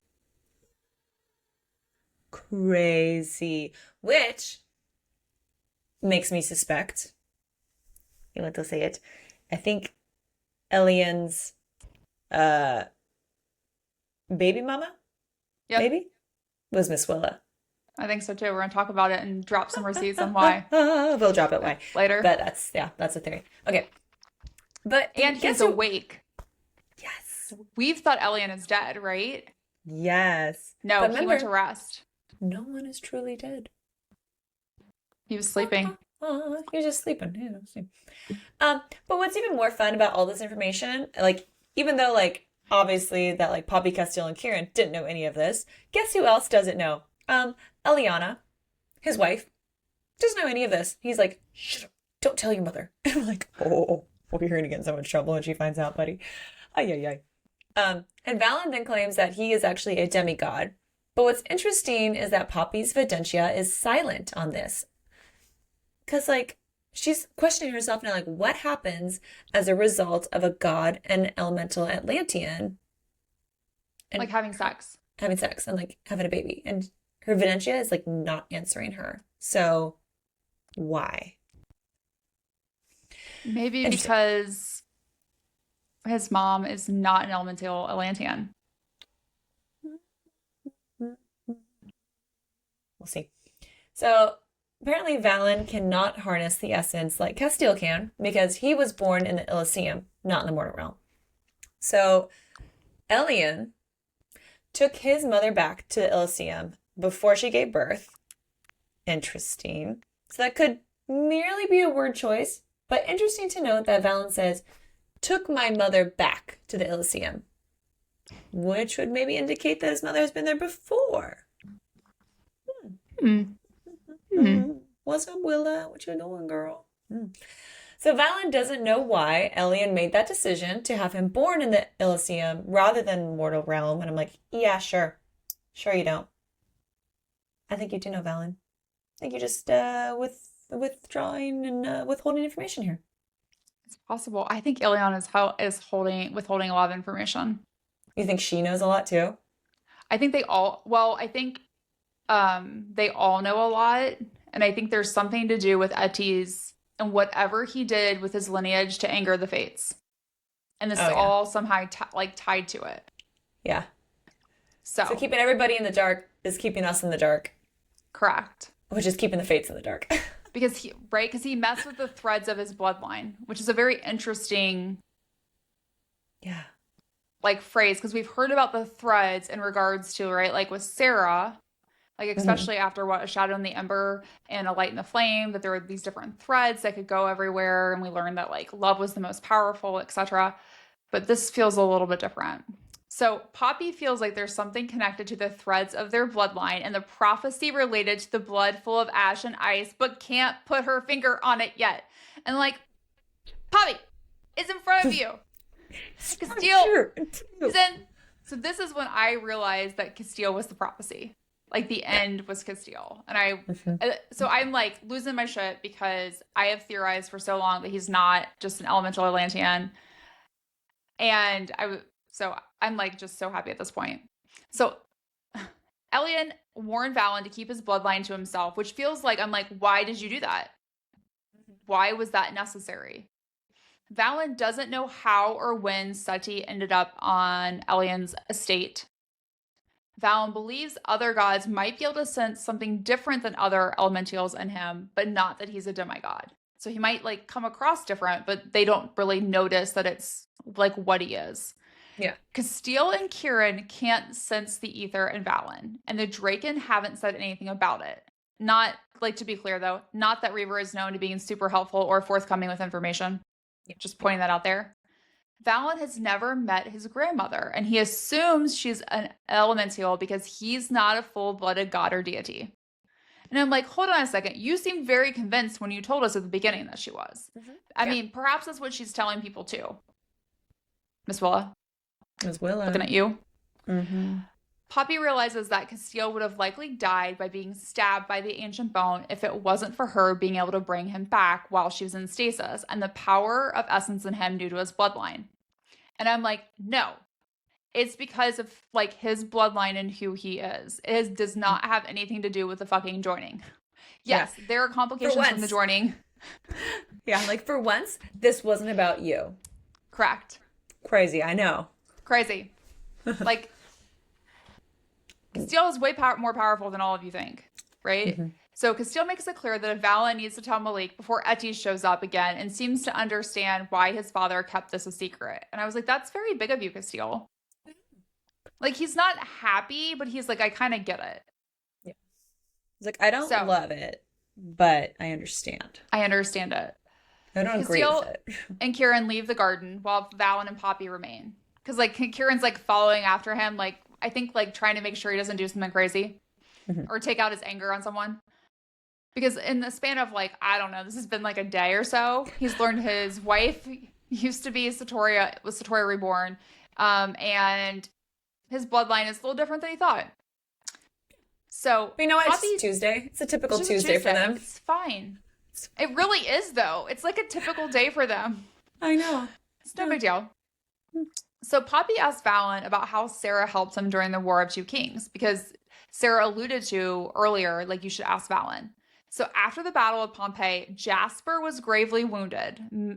Malik stabbed Valen, fucking Malik, and they fought before Malik could kill Valen. And then Sera showed up out of nowhere, and he almost cut his mom with the sword, and then she knocked him out. And then Sera chose the realm over her son. She saved Valen and she saved Atlantia. She also healed Jasper.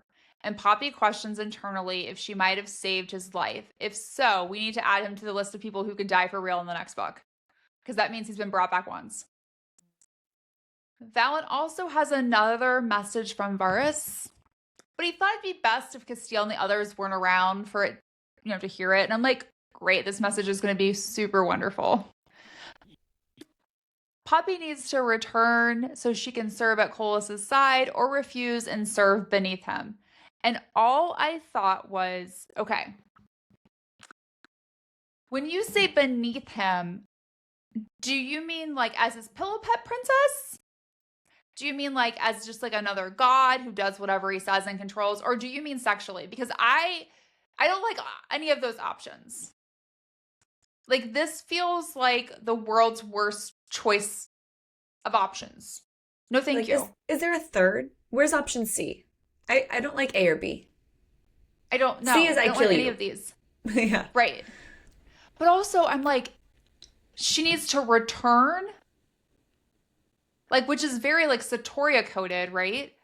And I'm also confused because, like, it says serve at Colus's side. We know that Sera, like, he had mentioned back in the Flesh and Fire series about, like, Sera as Satoria serving at his side, right?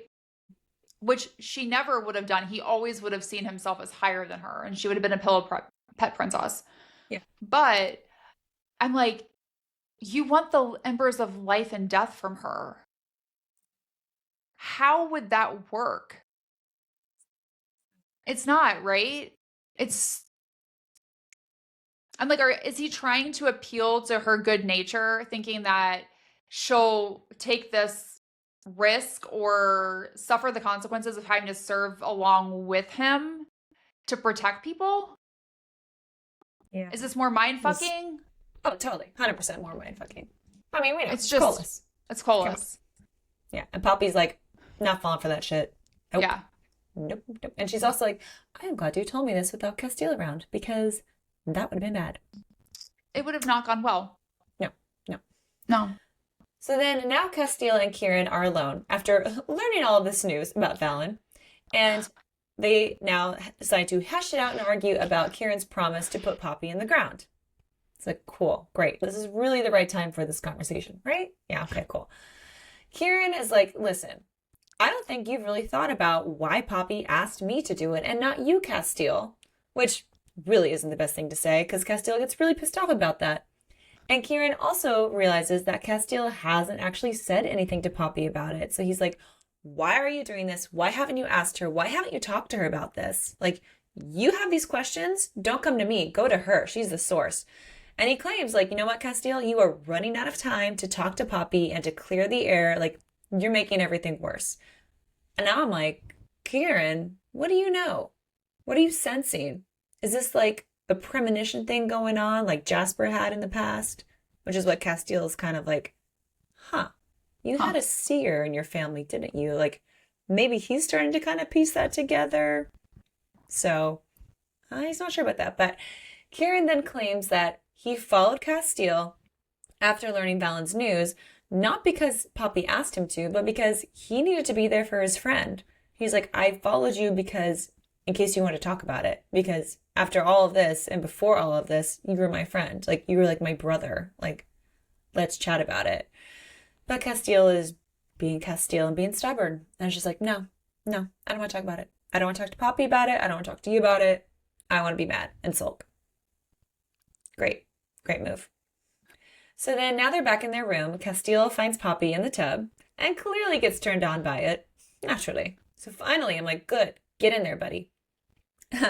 But Poppy questions him now about if he still even wants her after knowing everything about Satoria and about her being Satoria reborn. And he reassures her that he will always want her and that none of this Satoria shit matters to him. And then we finally get another spicy scene. Yay! Where Casteel goes down on Poppy and fucks her in the tub. Thank you so much. And then she feeds from him. But then there's also like a moment where Casteel feels this like sharp pain in the base of his cock. And like feeling the base of his cock like swelling. And he suddenly gets this like near primal urge to like claim and dominate and join. And I'm like, yes, please. Dominate. But this is like the second instance about Casteel's cock, penis, feeling bigger, along with this like rutting reference to earlier. So definitely a breadcrumb that continues to grow bigger. No pun intended. But definitely intended. Grow bigger. Mm-hmm. Water bottle. So yay. Happy for Poppy in that instance. And then later Casteel and Poppy discuss Colas and how Poppy believes that she will need to get close to him. Which no. Casteel's like, no. And he challenges that a stronger primal can kill another one. And that maybe perhaps together that Casteel or Kieran could be the stronger ones. That they could kill Colas. Or perhaps the three of them together. He's like, you know what? What's better than 1? 2. What's better than 2? 3. We got 3 of us. We can take him on. We can kill him. But Poppy does not believe that Colas is going to kill her. Whereas Casteel then clarifies that, because Poppy's like, you know what? He's not going to kill me. He'll for sure kill you too. But he's not going to kill me. So that's why I have to do it. But Casteel, being the smart one he is in this moment, is like, didn't he kill you many times when you were Satoria? Like, did you forget that part? Like, if you're Satoria reborn, how do you think you got reborn so many times? Colas killed you. He will absolutely kill you. He does not love you. He's like, Colas is not behaving like a man in love. Like, he was controlling you at one point, Poppy, and he was trying to seduce me as you. Like, no man in love does any of those things. He does not love you. He is not being driven by love. No. And this is the point where I think, yes, Poppy needs to read the book. He's just not that into you. Right. Like, he maybe wanted to kill you. But I also feel like no one is listening to Casteel. No. Yeah. He's like, am I taking crazy pills here, people? And he's the only one making sense. That he's like, why would we think the unhinged primal god of death who has been entombed for 1,000 years would make logical choices? Reasoning with a mad person. Yeah, that makes sense. That's going to go well. Even Thorne has said in the very beginning when he met Poppy that there was no good left in Colas. Like, she has been told so many times about how bad Colas is, and she's still like, I mean, I think he won't hurt me. And I'm like, for the love. Red flag, red flag, red flag, red flag. But maybe red flag. Right? No. So in the middle of the night, she wakes up from having a nightmare and feels drawn to the cliffs, ending up in front of the window, watching it without realizing it again. And that's when we see like a shadowy figure of someone watching her, but she doesn't sense Colas. So likely that's an Ascended or a Revenant. So what does she decide to do? Not go back to bed like a normal person. Let's just shadow step to the Cliffs of Sorrow to confront the creeper. Now, her reckless decisions do entertain us. Yes, they really do. I do like it when she's stabby. But they also infuriate us. I'm like, could we have woken up our husband? He's right next to us. He's pretty good at this fighting shit. And just been like, hey, I think there's a creeper staring at me. Want to go with me and kick some ass? He would have been like, yes. Let's and do then it. We probably would have gotten a spicy scene after. Yes. No. We go by ourselves. Yeah. And Smart. she fights with super smart, fights with the Revenant and calls out to Colas that she knows that he's in there. And we learn a lot from said creepy encounter. So Colas points out to Poppy that her name means the same as Satoria, my pretty flower, meaning we've been right, and I was so fucking happy with this. We've been right all along that Colas was tied to the creepy My Pretty Poppy song. Like I've said that I think from like probably like the second or third book after we learned about Colas. I was like, I feel like he's tied to this, and I felt very vindicated. He had nothing to do with the night in Lockswood because he needs and wants her alive. And I'm like, okay. I do believe that. Yes. He also claims that Sera's blood has tainted Poppy's tongue when she tells him to go fuck himself. And I'm like, or I don't know, maybe she just met you. Like, anyone that meets you is going to tell, besides Colum, is going to go tell you to go fuck yourself. No one likes you. Okay.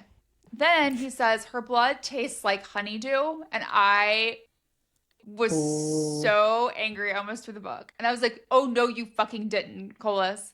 And all I thought was, if he says this to Casteel, we're going to see an even more unhinged Casteel than we could even imagine. Oh. And apparently he tested, it is honeydew, but he tasted Poppy's blood as a baby, which I'm like, that is wrong. And on so many levels, not okay. No. Poppy's blood was supposed to be drawn and vialed, but sometimes Duke Tierman inherited some of Colas's desires and couldn't control himself after Poppy first bloomed. Ugh. Ugh.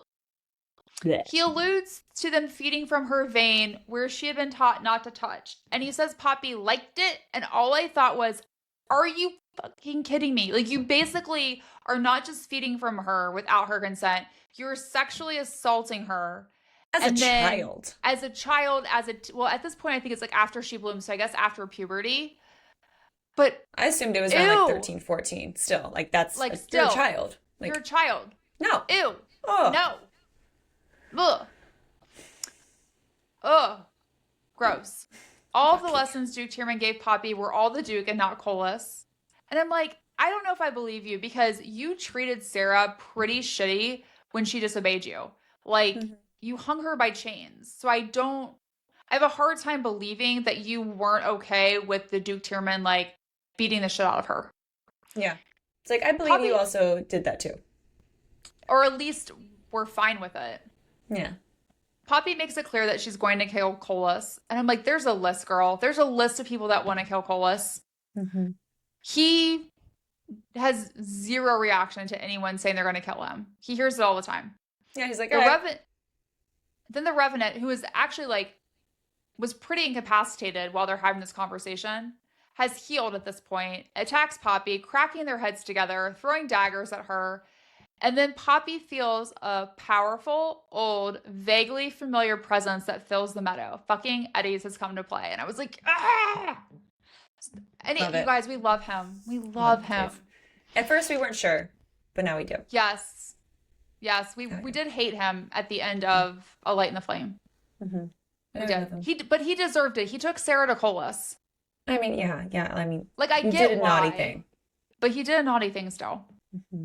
Okay. Poppy realizes that she knew Attes, that she recognized him, not because of how he looked like Casteel or Malik, but because she saw him in stasis and her various memories.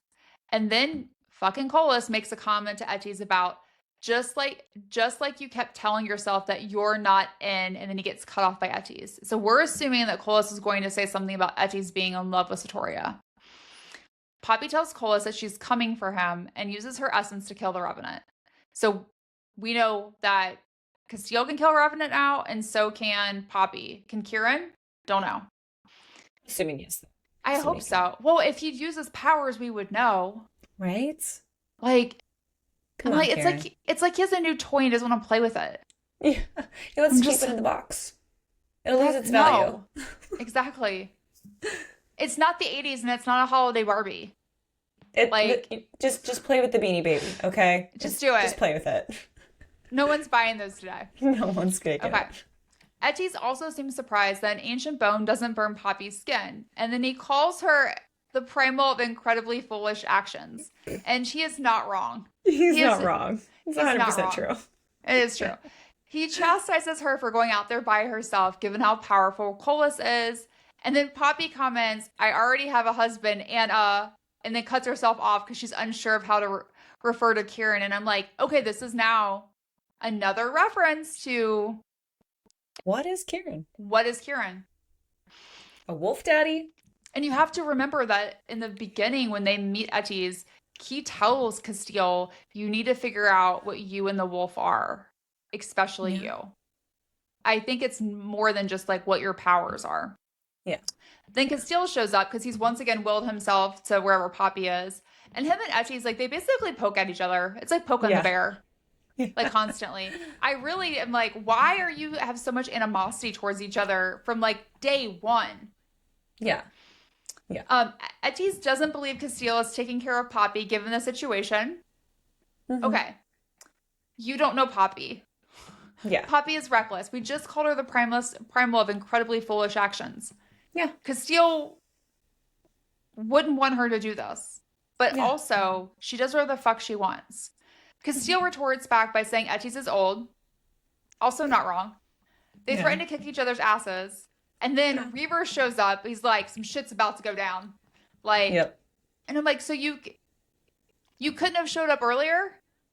Like, where were you 10 minutes ago? Come on. Like, what's going on? I don't know. You could have been helpful with your draken fire. You like to burn people. Where were you 10 minutes ago? And you could have burned this revenant and this situation could have been over faster. Yeah, right? We don't need this. Come on. Skip ahead. But it is really entertaining to watch Casteel and Attes like, it is. Just poke, poke, poke, poke, poke. Yeah.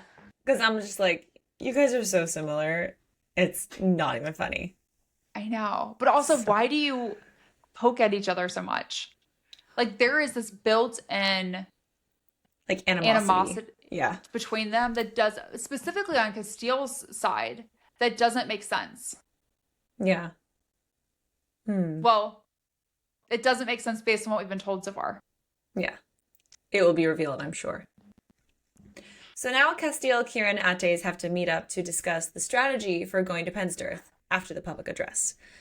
It's going as well as can be expected, when Casteel and Attes are still poking at each other. But now Reaver is at least there to try and keep the peace. But let that sink in. Reaver is now the voice of reason. What? Okay. That is not something that anyone expected. It was not on anybody's bingo card here. And we're just like, oh, good Lord, we're all fucking screwed. And it doesn't help that Attes has a visible reaction literally any single time that Poppy is around, such as just like he's tightening his jaw. Whenever he looks at her, he has to quickly look away, like white knuckling, and like it's noticeable by Casteel. And he does not like it. He's like, do not look at my woman. You stop it. You close your eyes when you're looking at her. Don't even breathe in her direction. Don't do it. But it's Poppy. And when she comes into the room, Casteel and Attes gang up on her to tell Kieran about how she went to the Cliffs of Sorrow alone and fought a revenant possessed by Colas. And this gets the very typical, what the fuck? Response from Kieran. Which, yes, Kieran, I agree.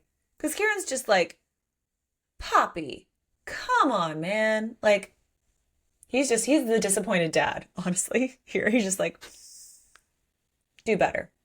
And she's also like, well, you told me not to go to Penstirth. I didn't go to Penstirth. Right? She's like, I followed the rules.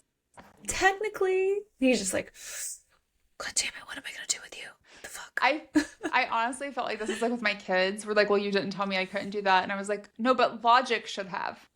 Yeah, like it's implied. It's very much implied. You should. Let me make a rule about that now. I did not think I needed to, but let's add a rule. Clearly. And so now the group is like, let's talk about Colas and how he behaves. Which now, according to Attes, certain things make him unhinged, such as Satoria, such as not Poppy. Otherwise, he is incredibly calculating and precise, and he's always several steps ahead and rarely acts without purpose.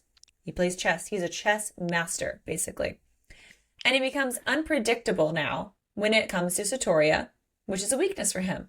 So, yeah, that's true that, like, love is going to be the weakness, aka Satoria, aka Poppy. So at least they can count on that factor that everything will go to shit when Satoria, aka Poppy, enters the room.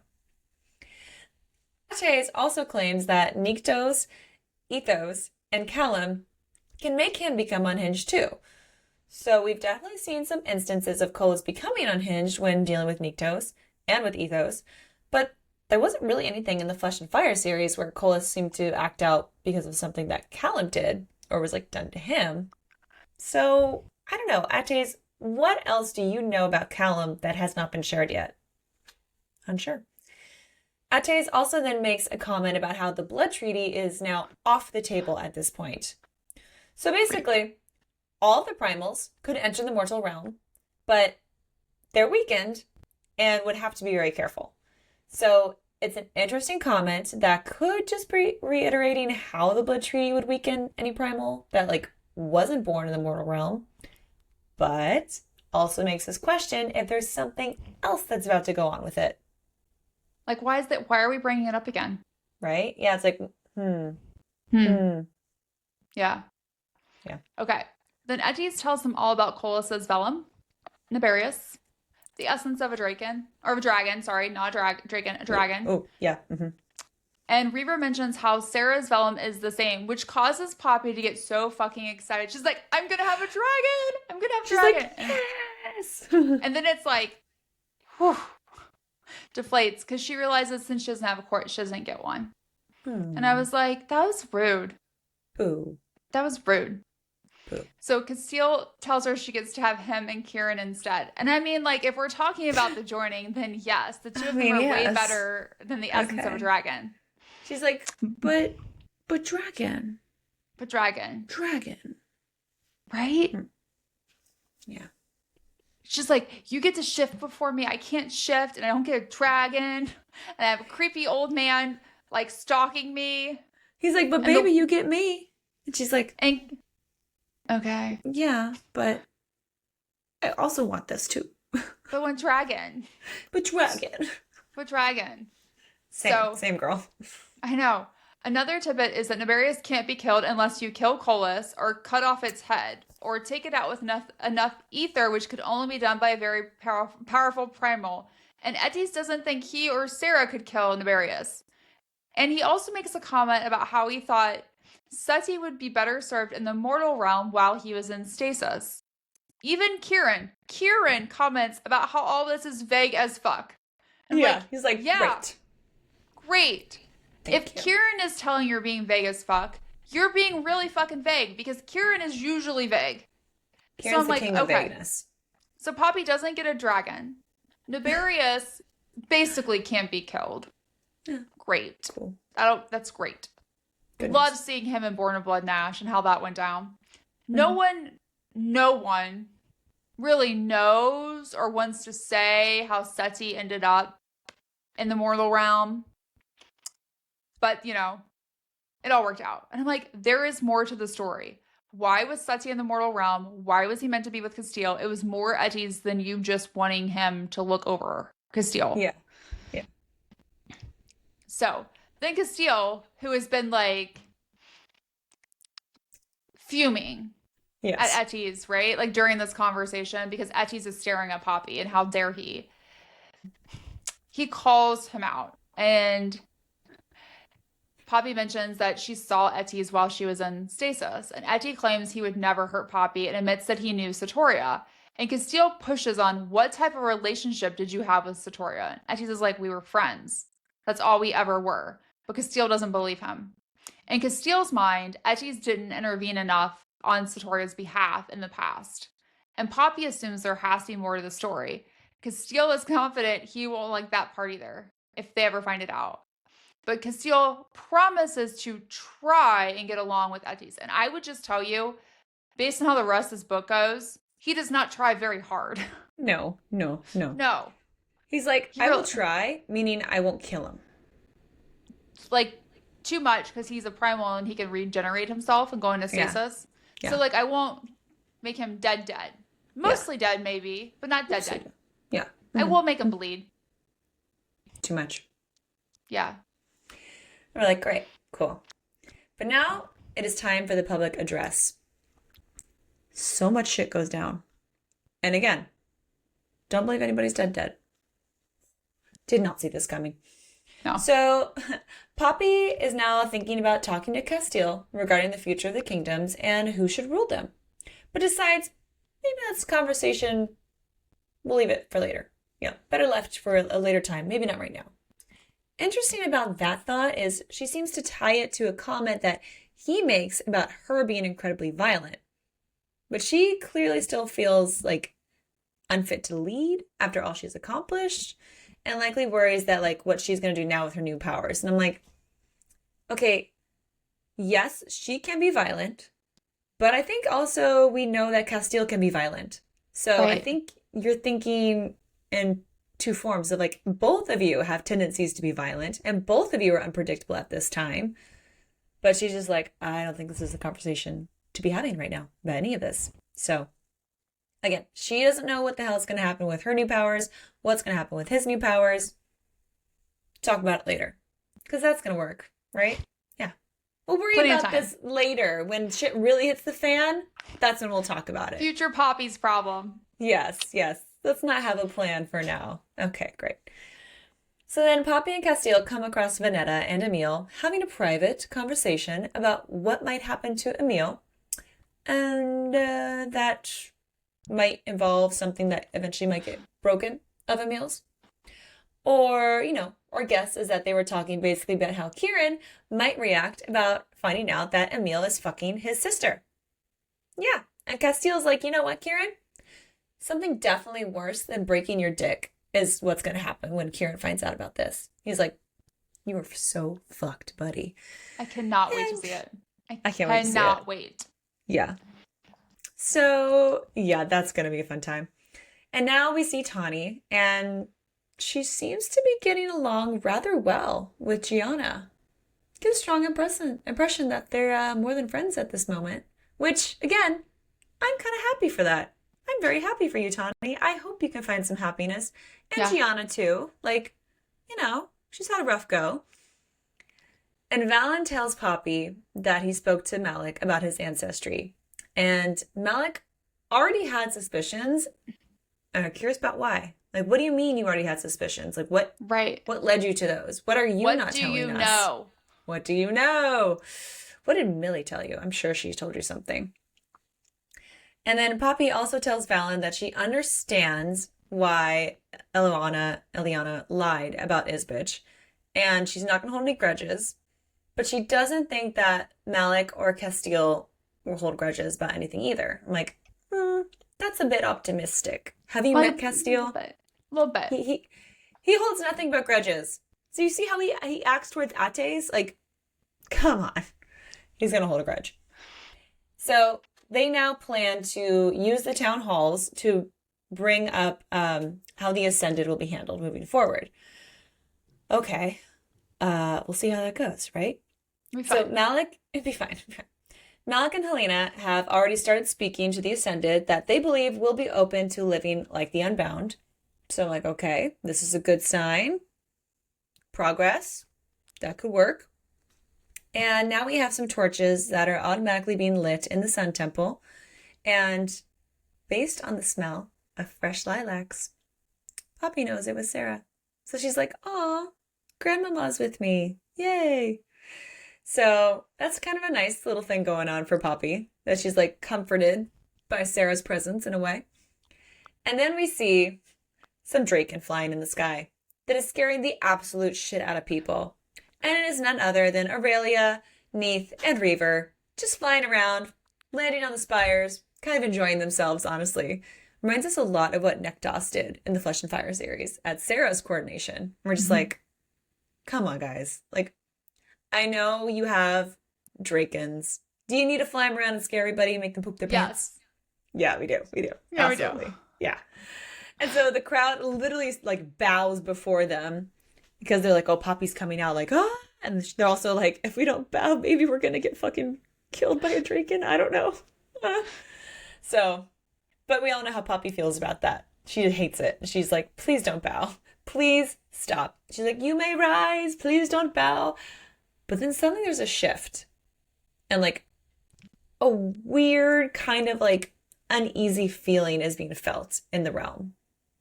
And it's dark and oily, which makes you think of Kolis because that's how he's been described. Feels like a god, but it's not. A black carriage pulled by white Atlantean horses without any riders or drivers appears with the royal crest of the Ascended. And fucking Isbitch gets out, and I lost it. What? How? Why can that bitch not die? Oh my god, she's a cockroach. She is. So if you remember, after the War of Two Queens, we discussed what we thought was a fucking unhinged theory about Isbitch coming back to life somehow. I remember telling Megan, there is no fucking way this will happen. I know this is legitimately crazy. We're like, she's dead. She's got to be dead. It was too crazy for us. And then she fucking shows up and I lost it. I was not okay. I feel like Jennifer Armentrout was like, watch this. It also weirdly made me think about like some of my really unhinged theories we're going to talk about later today. And like, could they be right? I mean, this one was right. Unhinged. And I thought I was insane. I was not. Okay. Yeah. You're right on target. Needless to say, Isbitch is back. Isbitch is back. Poppy starts to lose her shit, rightfully so, given everything Isbitch has done. And Poppy's reaction is exactly what Isbitch wanted, because it will cause people to fear Poppy.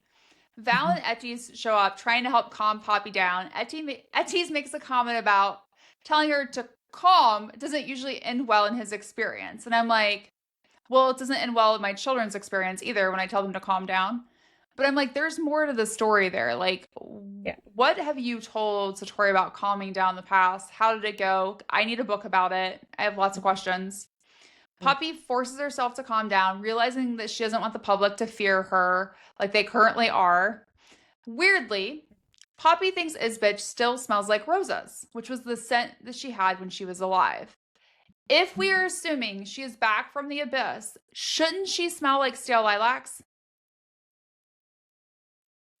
Right? Poppy's Videntia is silent when she tries to think about what Isbitch could be. Delano believes she smells like rot. So we've talked in our first episode about how like smells of people we think are really important. I think this is another thing about like what Isbitch really is. But now I can't help but think of the song lyric of roses really smell like poo poo poo. Well, in this case it does. And it does. Isbitch smells like poo poo. Just not to Poppy. But not to Poppy, yeah. So according to Isbitch, if she doesn't walk out of there, the city will be a tomb by the end of the day. Don't love that for anyone that lives in the city. Once Isbitch is inside the temple, she drops the act because she's been like being all nice and polite outside. And then she's like, okay, bitch is back. Here's the dough.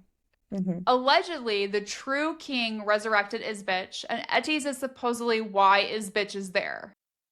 The true king is not pleased by the presence of Attes, and Isbitch reminds Attes that he should know better than anyone not to interfere. And I'm like, how many things is that like caveated with? Like you have just dropped a lot of hints vaguely, and we're going to dissect it later. We're also going to talk about why we keep talking about the true king and we don't say his fucking name. And I got a really unhinged theory for that, so prepare yourselves.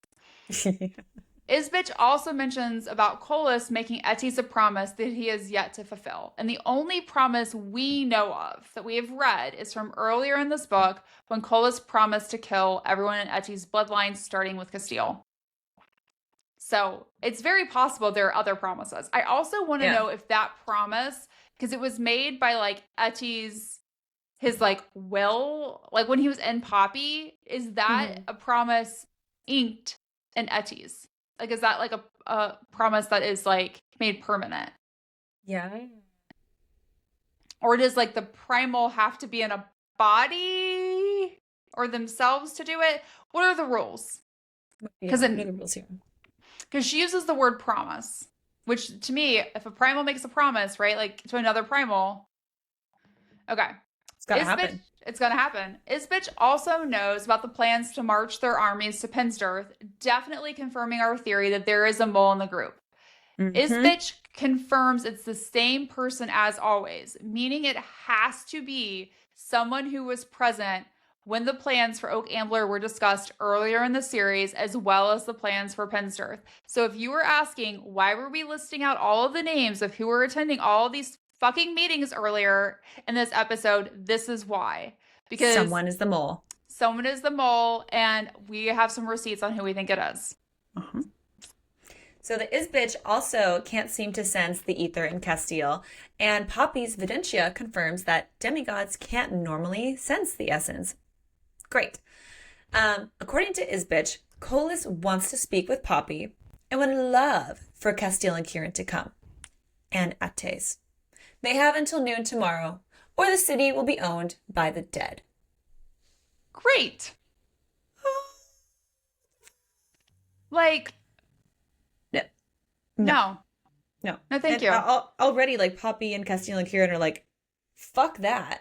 Like, But Poppy counters that Colas isn't that powerful, and Isbitch claims that he's been well taken care of for centuries, but only recently freed, indicating that he's actually much stronger than they think. Fucking great.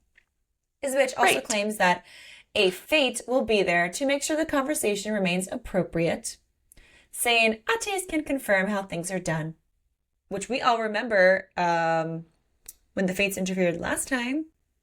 Fucking fates. Great. So Isbitch also believes that Poppy will go to see Colas because the Chosen will not let a city full of innocent people die. What a fucking way to use that against her. God, what a narcissistic fucking... But it also shows how much she knows her. Like how much Isbitch knows that Poppy would sacrifice her own life to save others. Mm-hmm. And then Isbitch leaves after creepily staring at Attes like she wants to sexually eat him. She's just like, Attes, good to see you again. And he's like, ew, no. Right? Roses smell like poo-poo. No. No. No. I've heard stories about you. No. No, I ain't touching that. Mm-mm. It's so weird.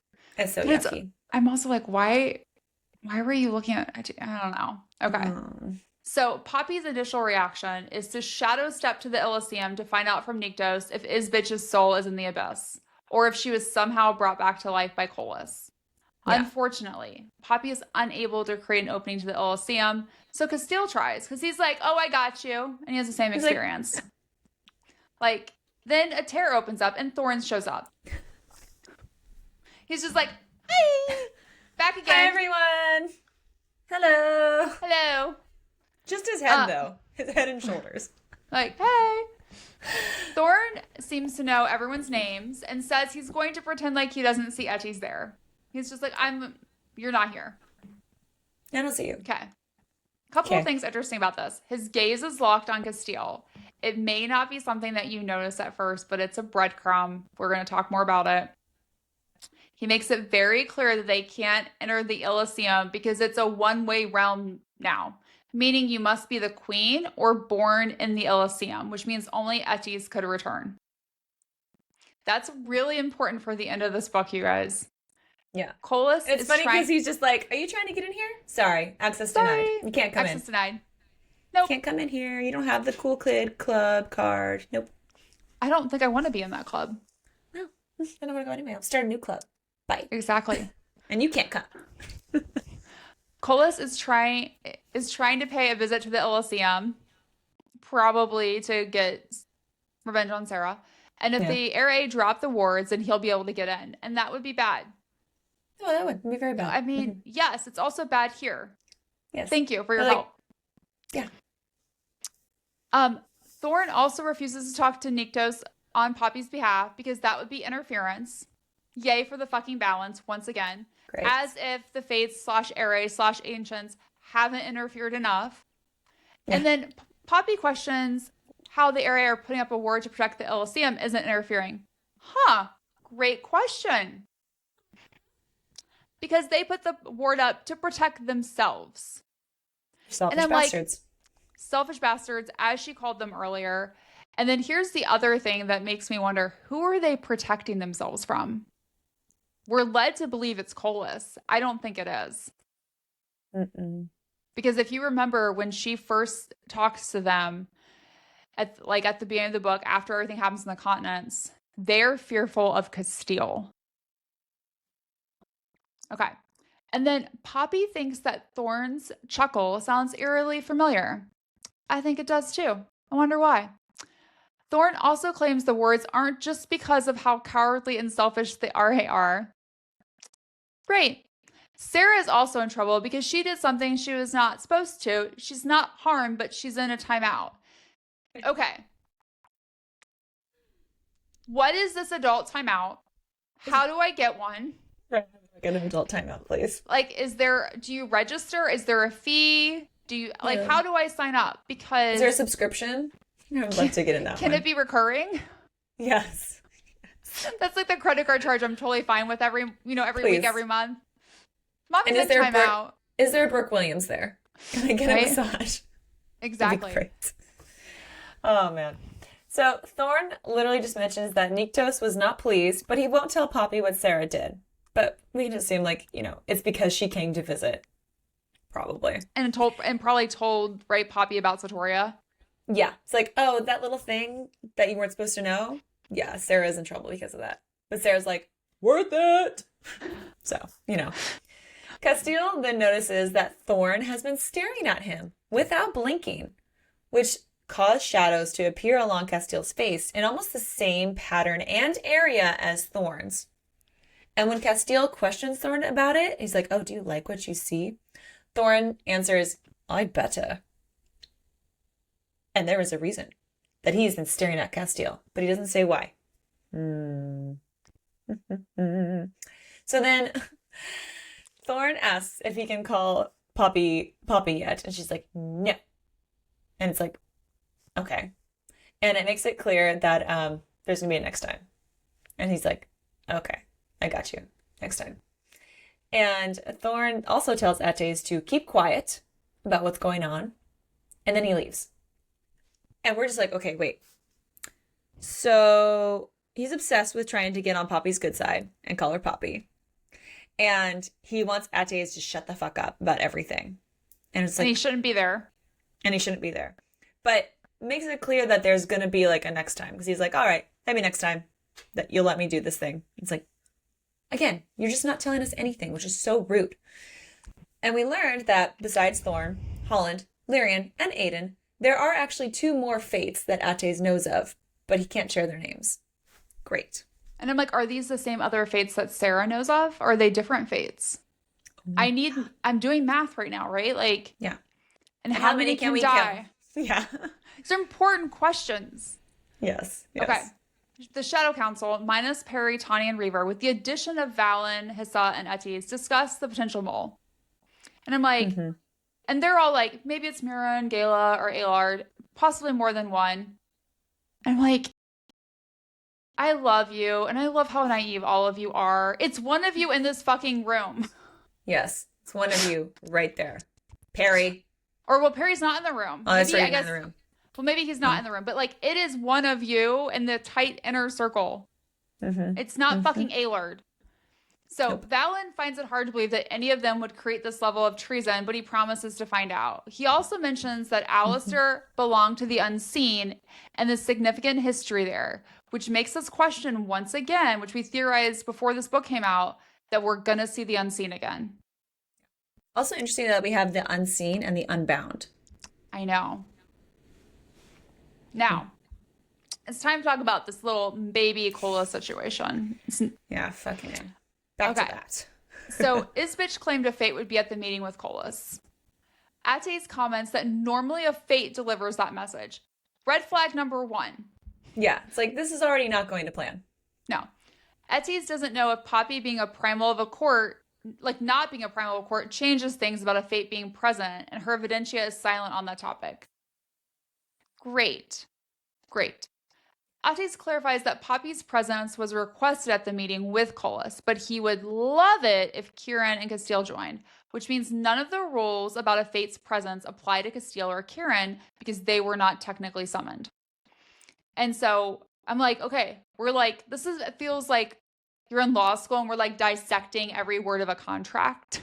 Yeah. It's like, if there's a double meaning, then like look into it. Exactly. Casteel and Kieran are adamant about going, and Valen tries to advise them against it, which I get, but I'm also like, Valen, she's your daughter-in-law. You think she should go? Poppy makes it clear Valen, that they... you go. You go. You go. Find out what's going on. Poppy makes it clear that they can't go or they won't leave alive. She's probably not wrong in like that line of thinking. I get why that's a worry. Attes clarifies that if Poppy makes a move against Colas to defend Kieran or Casteel, then she'll be put in a timeout. Once again, where do we sign up for the timeout? That doesn't sound horrible. And Poppy knows that she would interfere if Colas tries to harm them. I would interfere if Colas tries to harm Casteel. True. Absolutely. Like, so would Attes. So would Kieran. Like, there's a long list of people. Yeah. But, you know, Casteel tries to see the benefit about the rules not applying to him because he's like, means I can kill Colas, means I can hurt him. Rules don't apply to me. I can do it.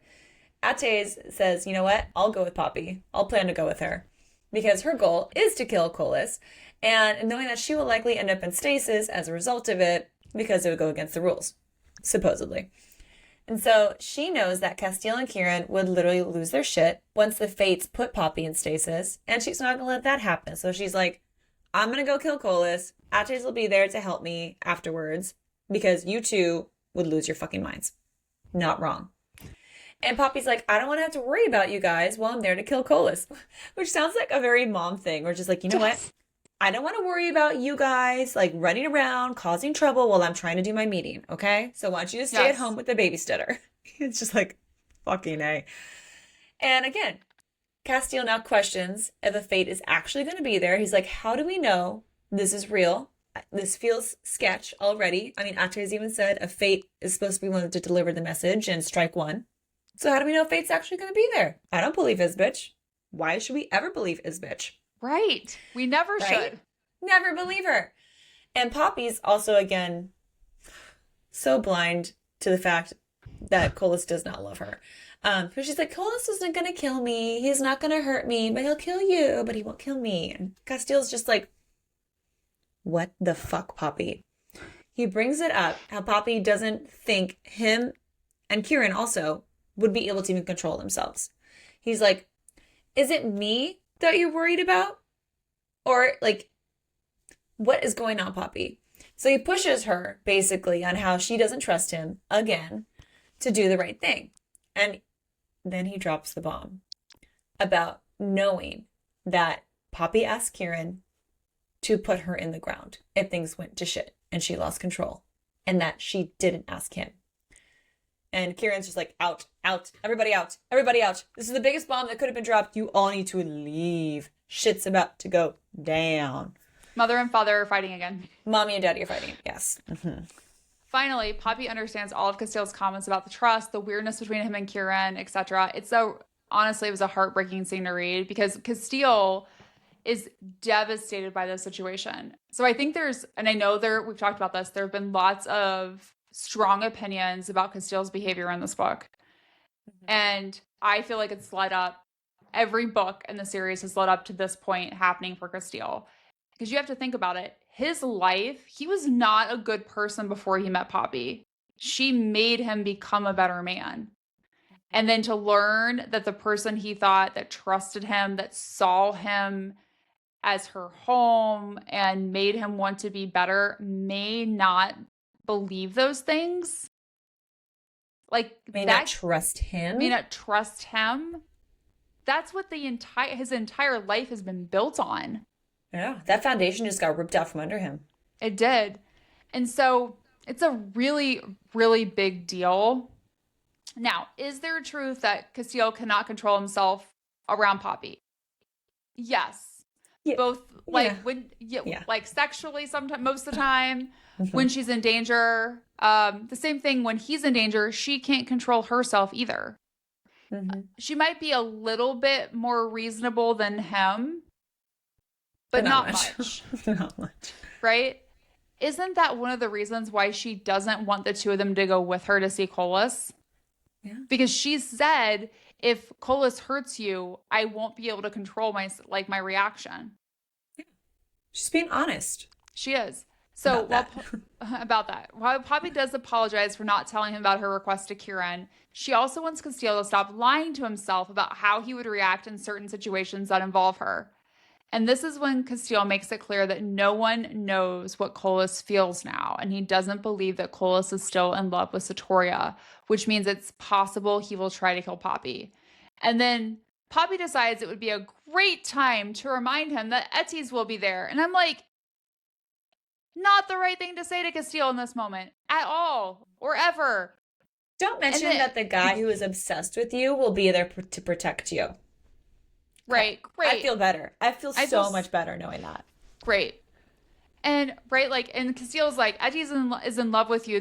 That's the only reason he would have burned through his hand for you. Uh-huh. And then Poppy reminds Kieran and Casteel that the Fates told her that she needed to be the one to kill Colas, and tells Casteel and Kieran to stay here, causing Casteel to leave the room, and Kieran encourages Poppy not to follow him. Okay. What did we learn from Sera? None of the Fates can be trusted. Why are we assuming that because they say that Poppy's the only one that can kill Colas, that that's in fact true? Yeah.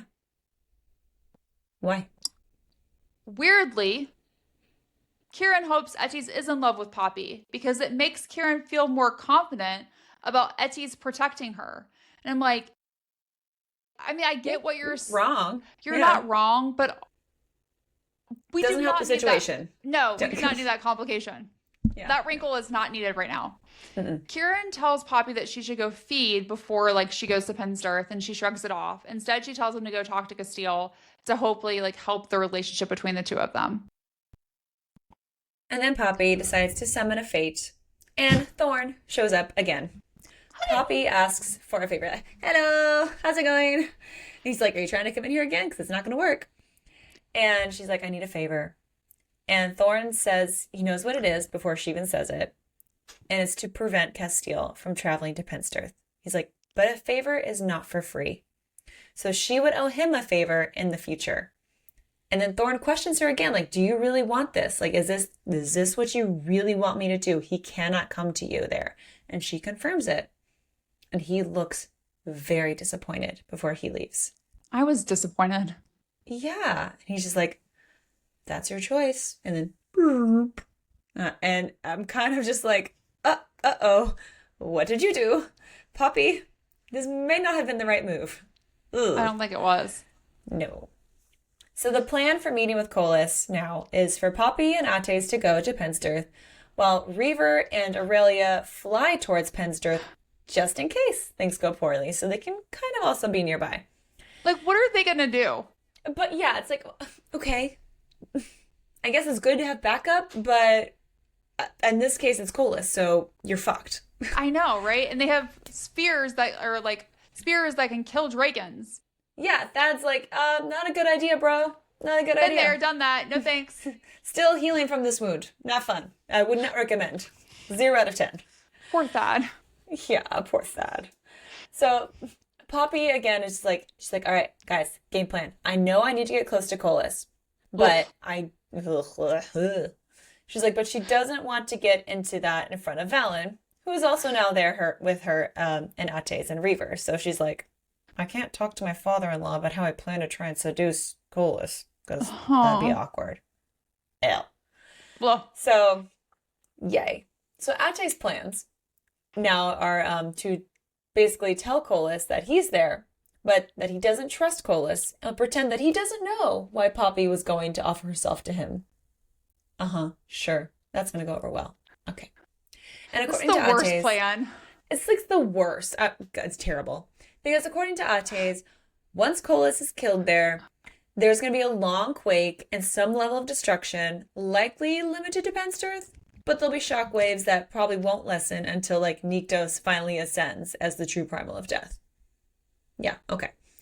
So they're you might feel a little unsettling, movements in the ground until this happens. So just prepare yourselves, people. And then they said, the Fates likely then will use Ether to put Poppy in a timeout, and it probably won't feel pleasant for her. She's probably gonna not like that. But Attes hopes to get Poppy back to Wayfair Castle before she goes into that deep stasis. And Valley makes sure to thank Poppy and thanks her again that Casteel can't go with her. He's like, thank you for taking care of my son and not letting him attend. Which, again, don't think that was the right move. No. So Poppy struggles with everything that happened with Casteel and believes both of them are at fault for the current situation. 100% agree. But she won't go find him. Now she's and like, great, now you're at fault. Mm-hmm. When she finally falls asleep, he comes to her in the middle of the night to have her feed from him. And apparently he fucked her too. But she's like gone when she wakes up. And she's like, was that real? Yes, it was. Did I have a dream fuck and a dream feed? Yes. I wish I was awake. Which is also like, that man is willing to do literally everything for her, even in this situation where his heart has been truly broken. Yeah. So the next morning, Poppy still won't go to Casteel because she doesn't want to see the betrayal in his eyes before she has to go fight Colas. Agreed. I understand that. We also see her think about all the things that she wished that she had done, reminding us a lot about how Sera felt before she believed she was going to die in the fire and the flesh. And I'm like, once again, you are not having good vibes. Poppy. It's not great. This is not great. We should change our plan. Yeah. So she ends up writing a note to Tawny explaining what she did to her and apologizing for, I don't know, potentially taking her soul. Sorry, I sucked your soul out of your life, your body. Didn't mean to. My bad. She writes a note to Millie and then shadow steps to Malik to give him both letters to deliver if Poppy doesn't survive. And he's kind of like, I don't want these. Yeah. No, thank you. No, thank you.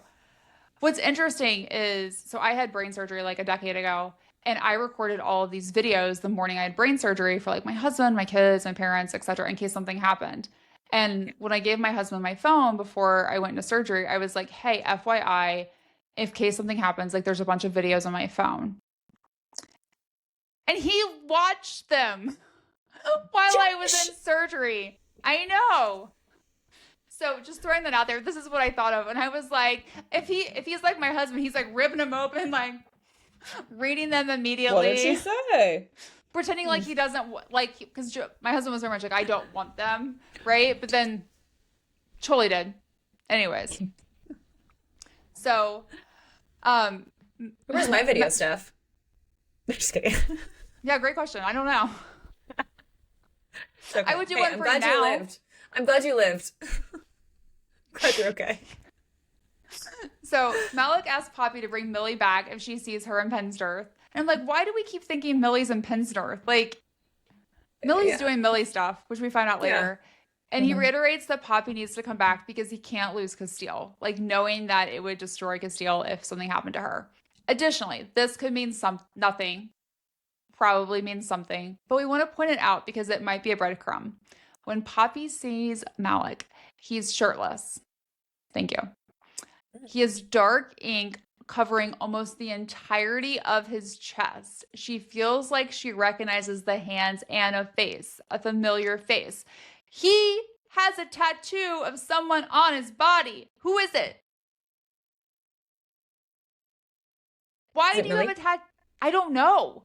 She doesn't say who it is. But it's a familiar face. And I'm like, why do you have a tattoo of someone on your body? Who is it? Why? Why did you tell me that, Jennifer Armentrout? Rude. Rude. Like, okay. So now it's time to leave for Pensnorth. Delano comes to say goodbye to Poppy. Telling her that he'll... And he's telling her, he's like, I'll be waiting for you. Please don't take too long. I'm going to miss you. And that's like such an interesting line, given how Delano dies at the end of this book. I'm going to cry again. Oh my God, I feel tears coming on. So sad. I don't know. I don't cry at books, but this one is, whew. So it's very sad. And Kieran refuses to hug her goodbye. And then Casteel finally shows up. And he looks like shit. Like, he looks like he's been, like, on a binger, just, like, bad. But he kisses the hell out of her before she leaves. Good. But oddly enough, he just doesn't really, like, say anything to her. And he's still mad. He's like, I love you. I don't know if he's mad or if he's just hurt. It's like, it's all the above. You know, he's emotionally wrecked. But knows he can't resist giving her one last kiss, just in case. And now we go to Pinstirth. And it is a fucking shitstorm with a Colas center hurricane. Like, oh fuck. Shadow step there. Immediately, Poppy feels death everywhere. Just completely surrounded. The grass is gray, the trees are bare, there's oppressive heavy air, dark gray clouds tinged with crimson, bodies floating in the water. Ew. Ew. And there's just the smell of stale lilacs. Death. Death everywhere. Attes is very concerned in this moment that Casteel is going to show up. He's like, this is not good. He's going to show up. And Poppy assures him that that's not going to happen because she made a deal with a fate. And Attes is like, I don't believe that was a wise decision. Are you sure? Like, can we undo that? Because that was not good. Can we control Z? I don't like that. And Attes tells Poppy that he promised Sera that he would do everything in his power to not let Poppy get harmed. Sera Was that a promise? Right? Is that a promise? Yeah, it's like, Sera did ask him to do this. Maybe that's why she got in timeout.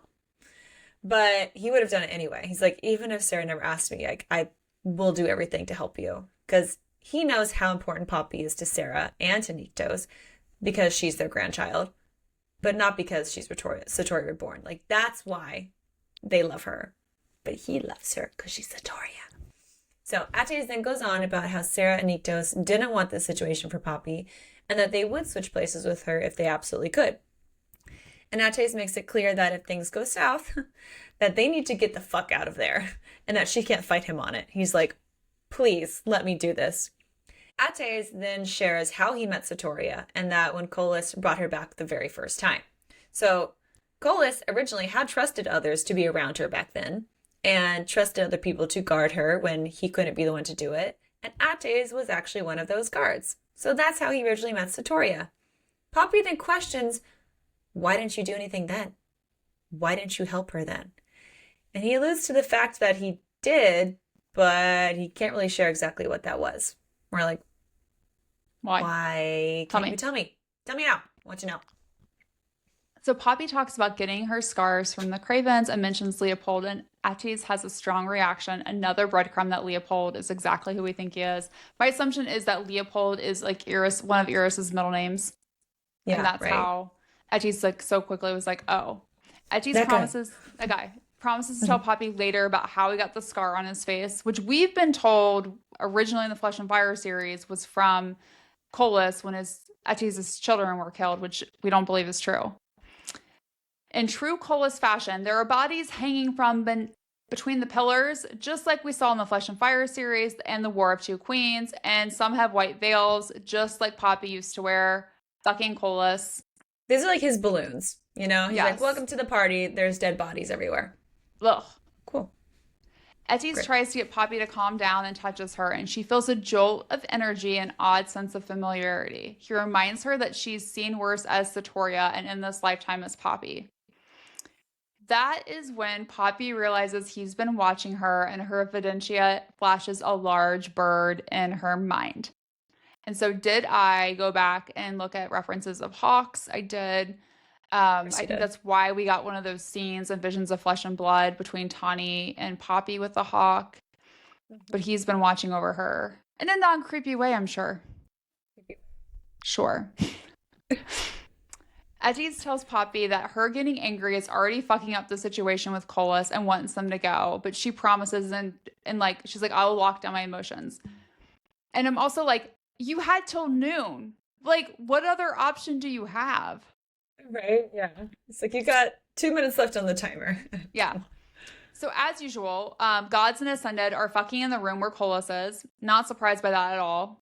Giant orgy. Lovely. Yep. Colas claims that a fate is around, but we never see him. And so that is one of those times where Colas is skirting the truth by saying a fate is somewhere. Because a fate is somewhere. It's a fate around. Around. Not physically here, but I didn't say that. Yeah. Varys is there and doesn't like how Attes speaks to Colas. Isbitch has not returned from her visit with Poppy. Poppy tells Colas to call her Penelope, not Satoria, if he has any interest in knowing her now, because she wants to survive knowing her soul won't be reborn this time. And Colas is like, your change of behavior is interesting. And she plays it off as she has a temper and says things that she doesn't always mean. She won't give him a fight where he destroys cities and people, but she will submit to him, but it won't come easy. And this felt a lot like Sera, right? In the third book in the Flesh and Fire series, A Fire in the Flesh. Colas doesn't believe it because she brought Attes with her. Attes claims, I don't trust you. That's why I came. Poppy then's like, yeah, Attes is in love with me. But Attes doesn't want her to get want me to get killed or worse. And then Colas says, did you tell her to Attes? Which you initially think is about Attes telling Poppy he was in love with Satoria. But I think there's something way more to it. This is bigger. Like the Imogen moment of like what you told me to. And you're like, yes. What? What do you mean? What's going on? What's going on, Attes? And then Poppy's like, I don't feel anything for Attes. I don't know him. Yeah. I'm sure Attes is like, thanks. I only had my hand like melted off. Yeah. He's just like, for you. My heart's melting. Like, fuck. The daggers, the invisible daggers that you're shooting at me right now. But he's also like, it's fine. It's fine. And Poppy also knows that Colas didn't summon a fate. She's like, I know you didn't. I know you're breaking the rules. Whatever.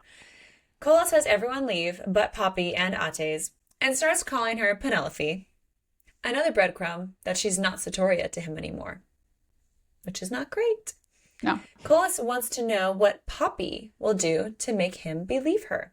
He suggests killing someone. And Poppy mentions being willing to kill a fate, such as Lyrian, which surprises Colas. He's like, oh, okay, all right, you're a little violent thing, aren't you?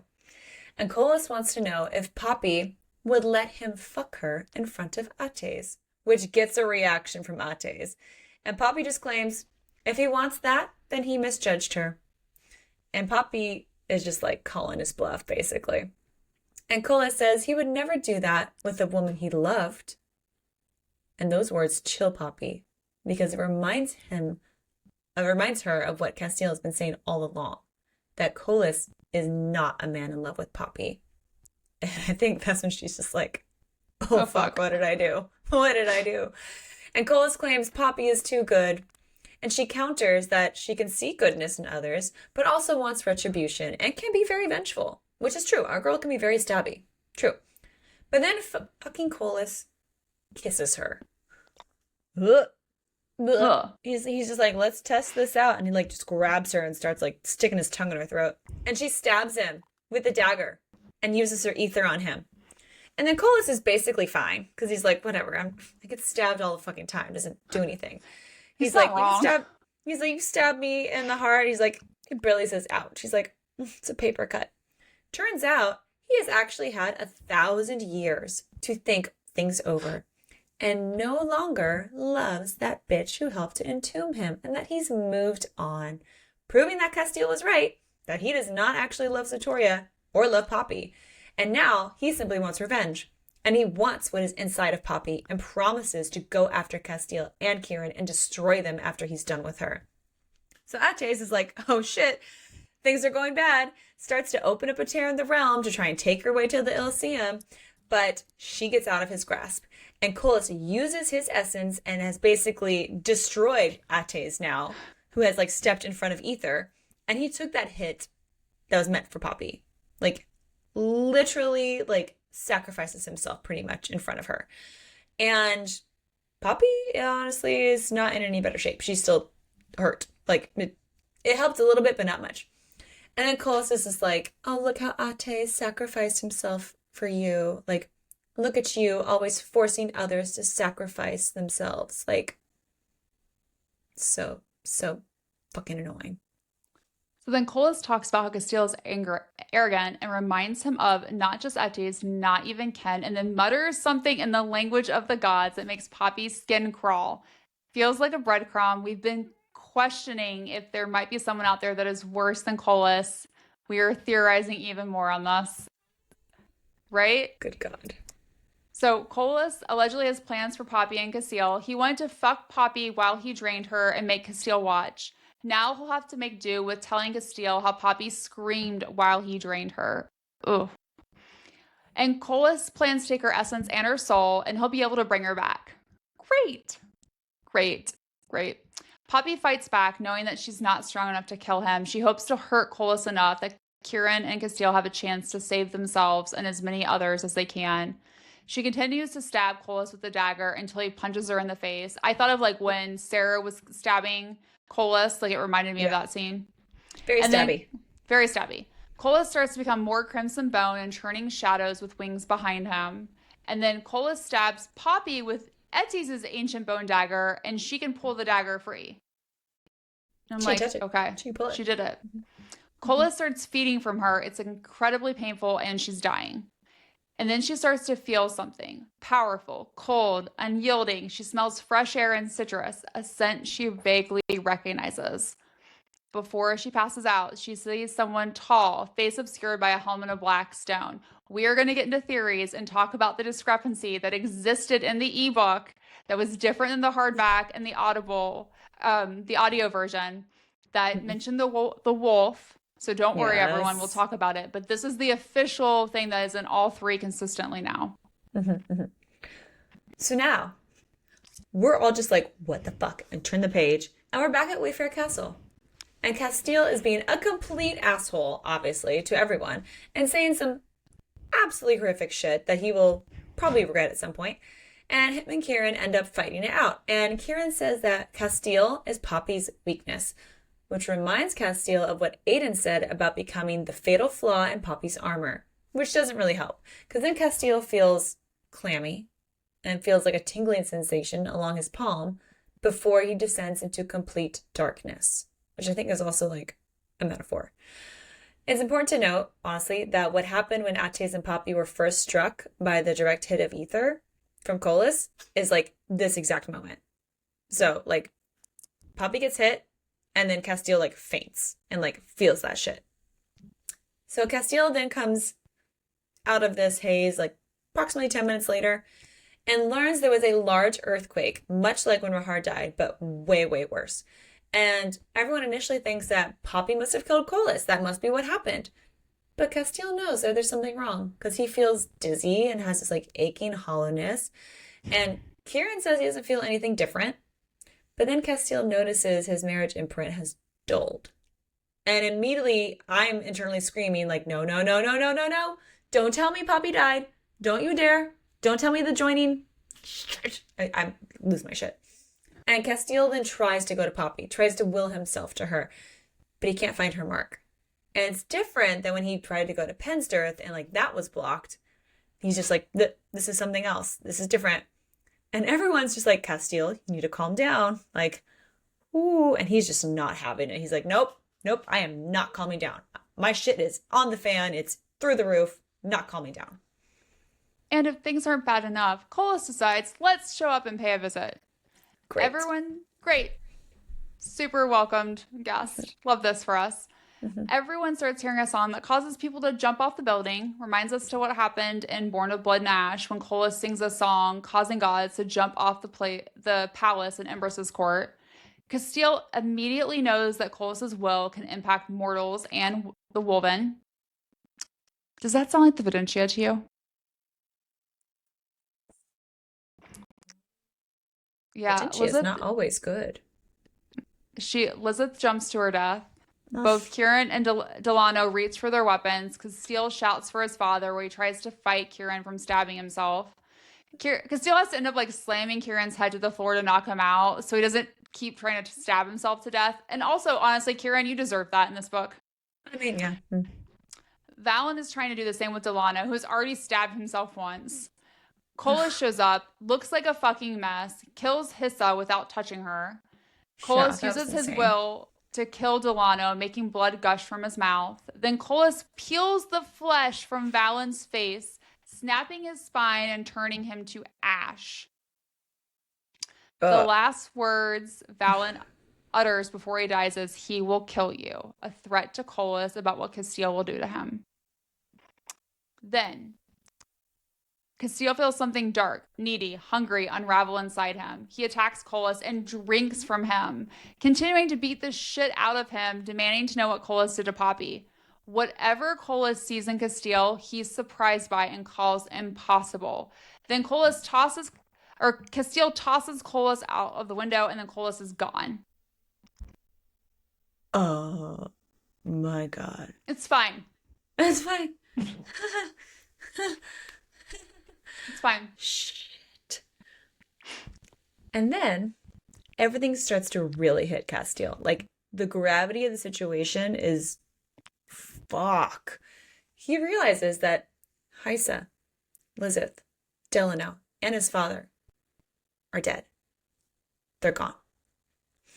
He knows none of this was supposed to happen somehow. But he's like, how? None of this was supposed to happen. He just knows it. And that may seem like an unconscious statement at first, but it's repeated twice, making us feel like it's way more than just a thought that Casteel has. Does he have the Videntia now? Casteel can't feel his heart beating since Colas arrived in the Great Hall. He now knows Poppy is hurt, but he can't find her mark. And he sees flesh fading into silver bone, but he can no longer see their marriage imprint or feel or sense Poppy. Rage is now exploding out of him, turning into pure ruin.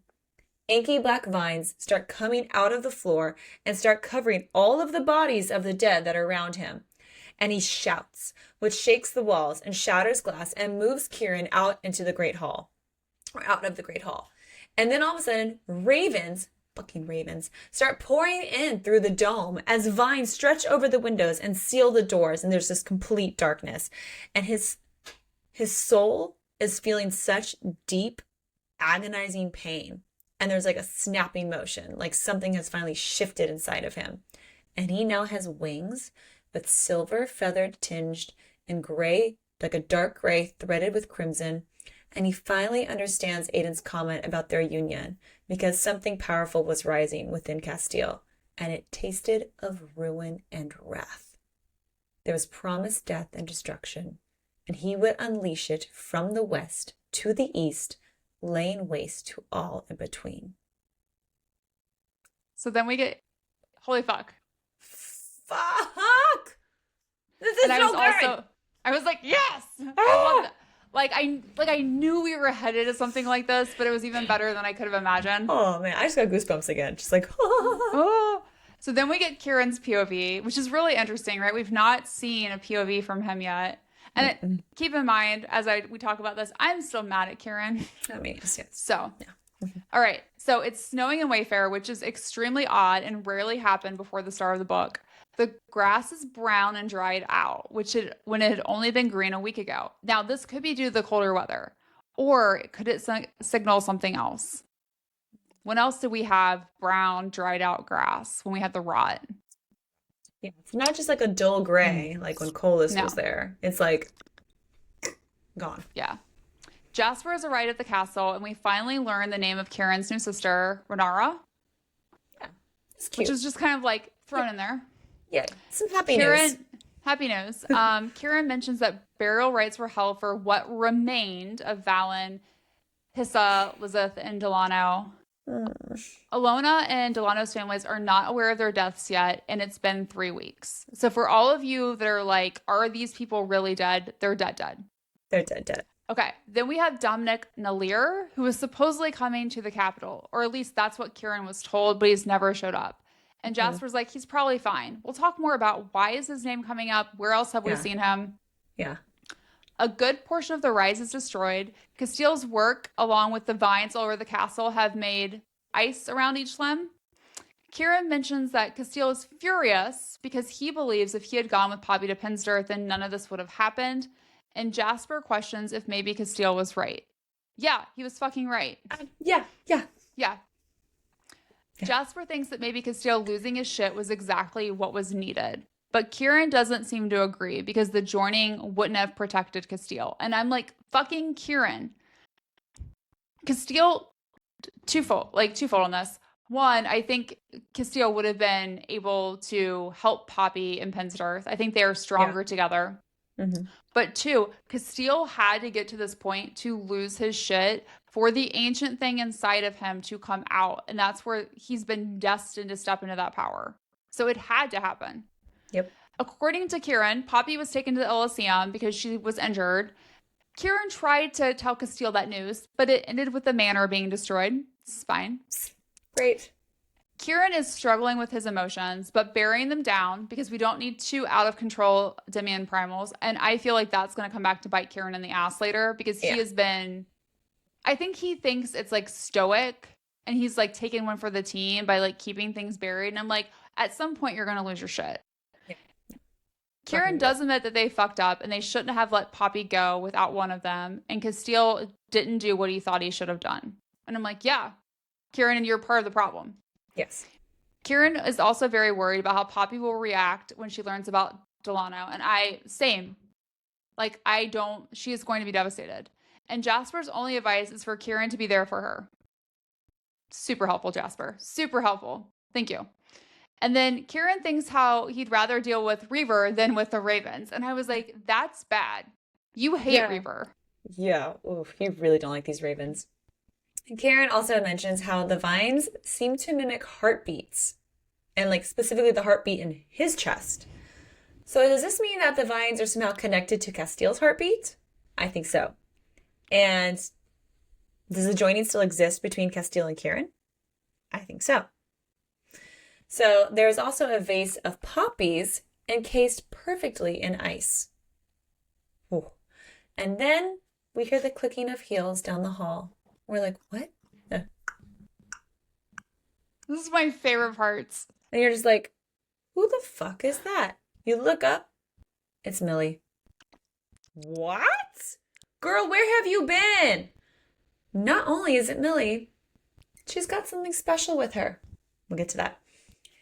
Jasper comments that he knows who she is. Perhaps that's nothing. Just an assumption that he made because she looks like Poppy.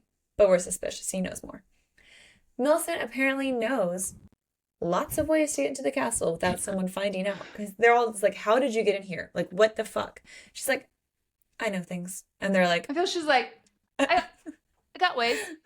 And Kieran's like, could you please tell us? We would like to lock that shit down to make sure no one else unexpectedly shows up. Yeah. And she's just like... And they're also like, where the fuck have you been? Turns out she's been chasing fucking Callum around and has been basically trying to hunt him. She's a bounty hunter now. She's going to fuck up Callum. Because Callum has been trying to get back to Daddy, aka Coldus, but she got to him first. And she found him somewhere around Lockswood. And then it's just like, doesn't matter. We wonder if it actually might matter because Callum's face tenses when she says that. And Millicent stabbed Callum with the bloodstone dagger in the chest because it apparently burns like a bitch. And then she says in one of our favorite lines, I figured if anyone knew anything about Colas, it would be him. He's a fucked up treasure chest of fucked up information. Wait, let me go back. And then she says one of our favorite lines, I figured if anyone knew anything about Colas, it would be him. He's a fucked up treasure chest of fucked up information.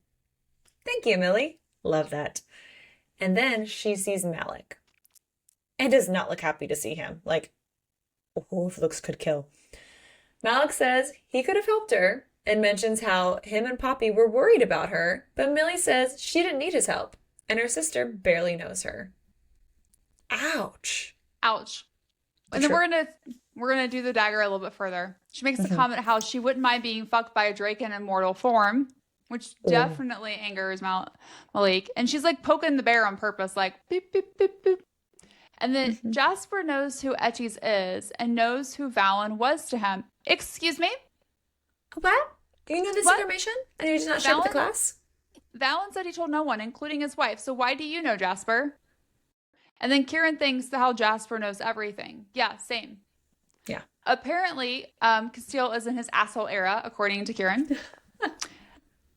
The Great Hall is freezing cold with icicles hanging from the ceiling and vines everywhere. He sits on a throne crafted by dark rage. Kieran thinks its frame was sculpted by the remains of those who served Colas because Casteel did end up going to Pinsdirth and killing them.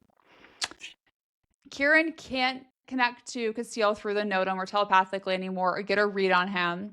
Casteel's face is part shadow and part silver bone and flesh, his golden eyes pierced by strands of dark crimson.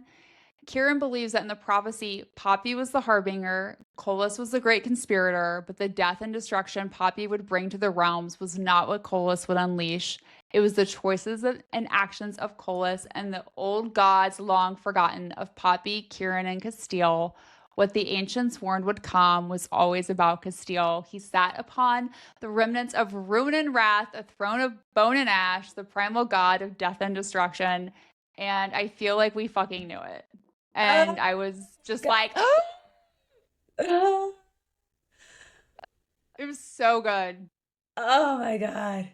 And I need more.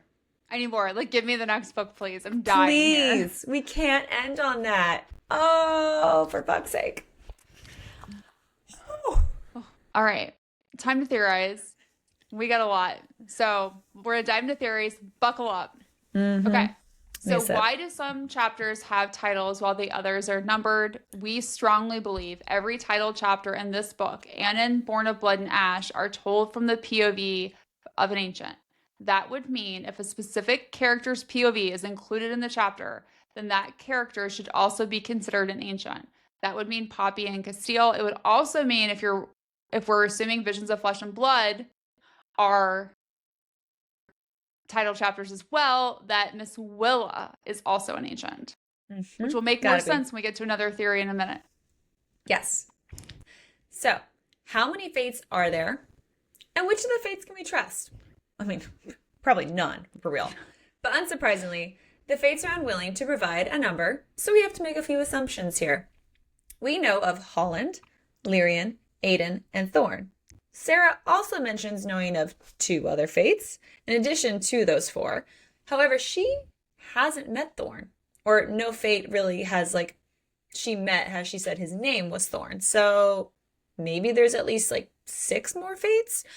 A gut reaction is to say none, or none of those ones anyway, because they are mysterious and sketchy as fuck. There likely isn't a single one that Poppy should inherently trust, because they care more about the fucking balance and their own safety than her.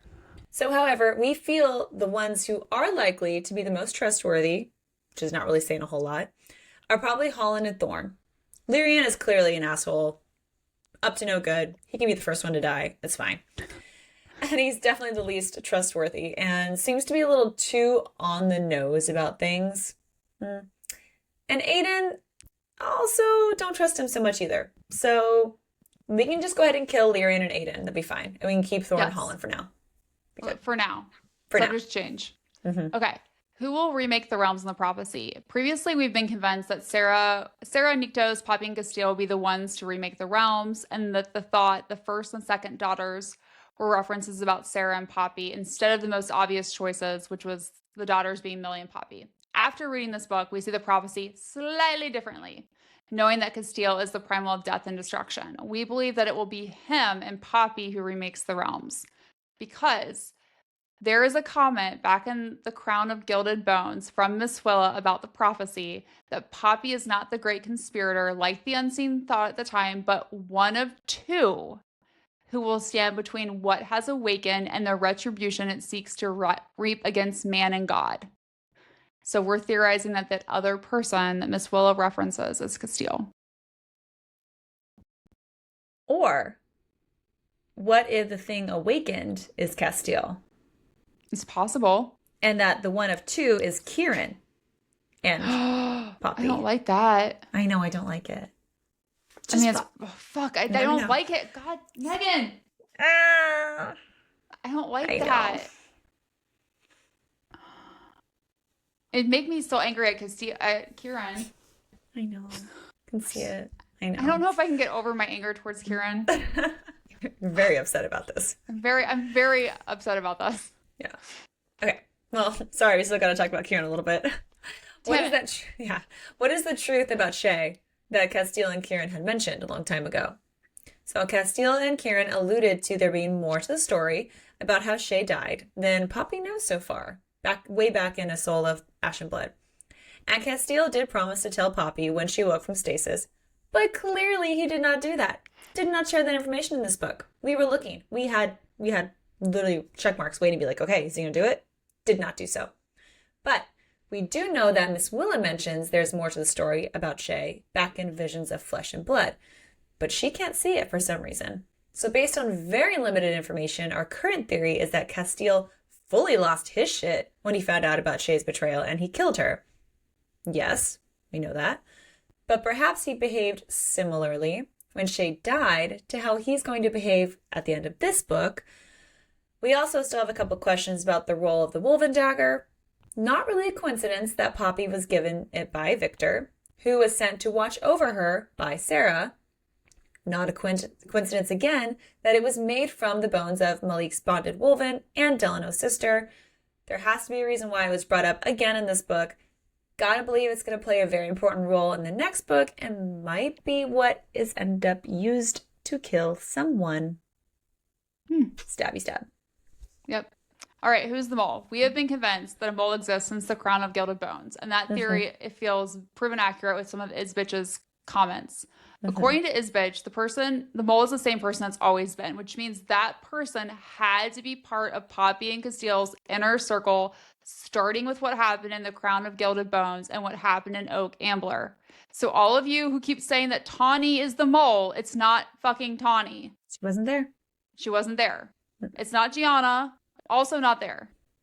Does she show up in that book? Yes, but she wasn't there when this happened. She wasn't there, and she has to be part of the inner circle. We also question if the unseen attacks when they were riding to Atlantia are related to the same mole, because this person has worked with both the Ascended and the Unseen. Additionally, Isbitch confirms that she knew about their plans to march armies to Pinsdirth. So, we are continuing to believe that it could be Perry or Emil. We're also adding Sven and Niall to it. Hissa has been removed from the list because she's dead. Yeah, she died, so. And we feel like Colas wouldn't have killed someone who was, like, helpful to his side. Yeah. More than likely. He would've. I mean, he might have. Yeah. But more than likely, Perry and Sven are the most likely culprits at this point. I also think it's really interesting. I think it could be Emil. It could be Emil too. Because it I really feel like Emil would be the most heart-wrenching for everyone. You know? Because, like, Emil is who Casteel fed from. Emil is fucking Kieran's sister. Yes. And so he is so interlocked, literally, like, physically. It's just like, he's somebody that they would trust implicitly and, like, never guess. So that's why I'm thinking it's Emil. Yeah. But I would say, like, the 4 people, we have, like, 4 options based on people who are present there. And it has to be someone in the inner circle. It makes 0 sense for it to be anyone else. Yeah. Okay, so question. Can Delano, Valen, Hysa, or Lizeth, whatever, be brought back to life? We would love to see our fluffy marshmallow come back, but we know 3 weeks have passed since their death, so it's just not possible. It's just not, especially not for Delano, because he was already killed and brought back to life once. But the potential exception is that Lady Holly does mention that no one truly dies anymore. So we assume that's related to how Colas can do something with the souls in the Abyss. Highly doubt any of those 4 people were sent to the Abyss. But I'm assuming that Colas is fucking with them somehow. You know, like their souls are being tortured in some way. Yeah, but if they were sent to, not the Abyss. Where's the other place you go? Afterlife. Not Elysium. My brain farted. I just brain farted too. Anyways, it's not Arcadia. It's the other place, the Vale. Yeah. So Vale, if they went to the Vale, Colas can't get to them. Yeah. So he couldn't fuck with their souls. Let's hope. But on their way there, he could do something. Because he killed them right then and there. Could he have stolen their souls right then? Could be a soul sucker. If he was a soul eater, potentially. I think they're gone. I mean, yeah. I think they're gone. I think Jennifer Armentrout had to kill them. I think we had to feel this pain. It had to be people we liked. It had to be enough of them. because in situations like this, for it to feel real, you have to feel immense grief. You have to lose people that are close characters. Yeah. The only one I was sad about was Delano. I couldn't give a fuck about Valenheis or Elizabeth. I didn't really either. I was just like, who were they? What? I was like, why are we killing the marshmallow? Give me the marshmallow. Okay. Question. Why hasn't anyone taken Casteel to the Elysium to see Poppy? Wouldn't that solve this problem? You would think so. You would think so. Obviously, a big part of preventing Casteel from seeing Poppy is his current behavior. It's a bit unhinged. Definitely is a bit unhinged. It would definitely would not be safe to let him into the Elysium with his current level of rage. The Fates were concerned about Casteel in the beginning of the book, so it's doubtful they would want him there now. Yeah. We also know that the Elysium is currently warded, only allowing those born in the Elysium and the Queen of the Gods in. How did Poppy get in? Attes. No, but the only people, no, he didn't die. The only people who can go in were born in the Elysium and the Queen of the Gods. Oh, so she's Queen of the Gods. Is she? Gotta be. Like, something has got to happen because she wasn't born there. She's not technically Queen of the Gods. So is there an exception if you're one of those people and they bring you with them? Is that how they got around taking Poppy to the Elysium? If so, couldn't the same apply to Casteel? I mean, I'm not saying he's going to be calm enough to listen. Oh, no, he can't go now. Right? But I feel like if you went to him and said, hey, if you can calm down, I will take you to go see Poppy. Because I can get in if you come with me. We wouldn't be in said situation. Right? Like, why was she allowed in? I still think she's Queen of the Gods. The new one. Or the old one. Which would mean what happened to Sera? Shit. Let's get to that. Why was Sera put in timeout? Well, we do know from Thorne that Sera is in a timeout. Again, sign us up. Because she did something she wasn't supposed to do. But he does not elaborate on that. He only says that Poppy would have to ask Sera if she wanted to know that answer. So we got a couple of theories on it. Because we want to know, and we will theorize. The most likely reason is that the Fates are pissed because Sera told Poppy that she was once Satoria and that she is Satoria reborn. Yeah, okay. We know, again, that from Born of Blood and Ash, that Sera assumes the Fates will demand that the reborn Satoria is not to be warned, so the previous fucking balance is kept. She broke that rule. So she's put in a timeout after visiting Poppy in the mortal realm and telling Poppy she's Satoria reborn. Makes sense. However, that's a little bit too obvious because that's right. Just super simple, and Thorne could have just been yo, he told you or she told you what happened. There's an obvious reason. So maybe not. Another potential reason has to do with Isbitch. So we know Isbitch, in all of her bitchy glory, causes a scene with Poppy, but she never comes back to Penstirth, according to Colas. He's like, she has not returned. Is it because she ran away? Or is it because Sera decided to pay her a visit and take care of some much-needed payback for everything that Isbitch did to her family, especially also to Jadis? Which I'm betting that might be the bigger story here. Because if Sera did something to the undead version of Isbitch, then that's possible it could have really pissed off the Fates somehow, even though some of them probably have been like, yay. But that could impact their balance. They could not like that. Third option, Sarah's done something else that we have no knowledge of.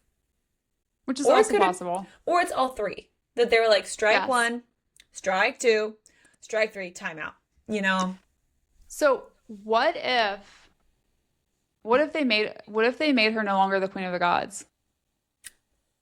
Yeah, that could be. And that's why Poppy could get into the Elysium. And that's why Poppy can get into the Elysium. Ooh. And that's why Thorin says Poppy has to ask Sera. Niktos isn't going to be happy about that. And we know that Niktos was pissed. Oh, yeah, he's real pissed. Yeah. Because they can't kill her. They can't. I mean, I guess they could. Yeah. Maybe. I don't know if they're powerful enough. They seem like whiny bitch babies to me. Then. Exactly. So I think she's in a little timeout. But I do think there's something with this Queen of the Gods thing going on that we should Yeah. just ponder. Okay. Does Millie know that she's heartmates with Malik?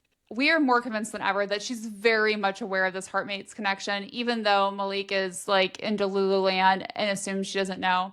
Let's check some receipts. So we know in A Soul of Ash and Blood that Millie was in Poppy's room when him and Casteel talked outside of the door about the two of them being heartmates. We know in the Visions of Flesh and Blood that it's possible Millie overheard that conversation. When Millie shows up at the end of this book, she intentionally tries to poke the bear by talking about how she wouldn't mind being fucked by a draken, knowing that it bothers Malik. That feels like solid proof of their heartmate connection. But I don't think she wants him pining after her. And we think we might know the reason why, which we'll talk more about in a little bit. How much, speaking of drakens, and we would love to watch a draken fuck someone or get fucked by one, how much do Reaver and the other drakens know? They fucking know everything. And they just have an insane amount of knowledge that they refuse to share and like just don't feel compelled to share unless absolutely necessary. And I'm like, stop it. You stop that right now, you naughty draken. It's like, unless you ask me a specific question, and even then I may not answer it for you. So, okay, why are they keeping this information away from people? Are there implications from the fates for them if they share this information? Are they part of the fates and that reason that's why they can't do it?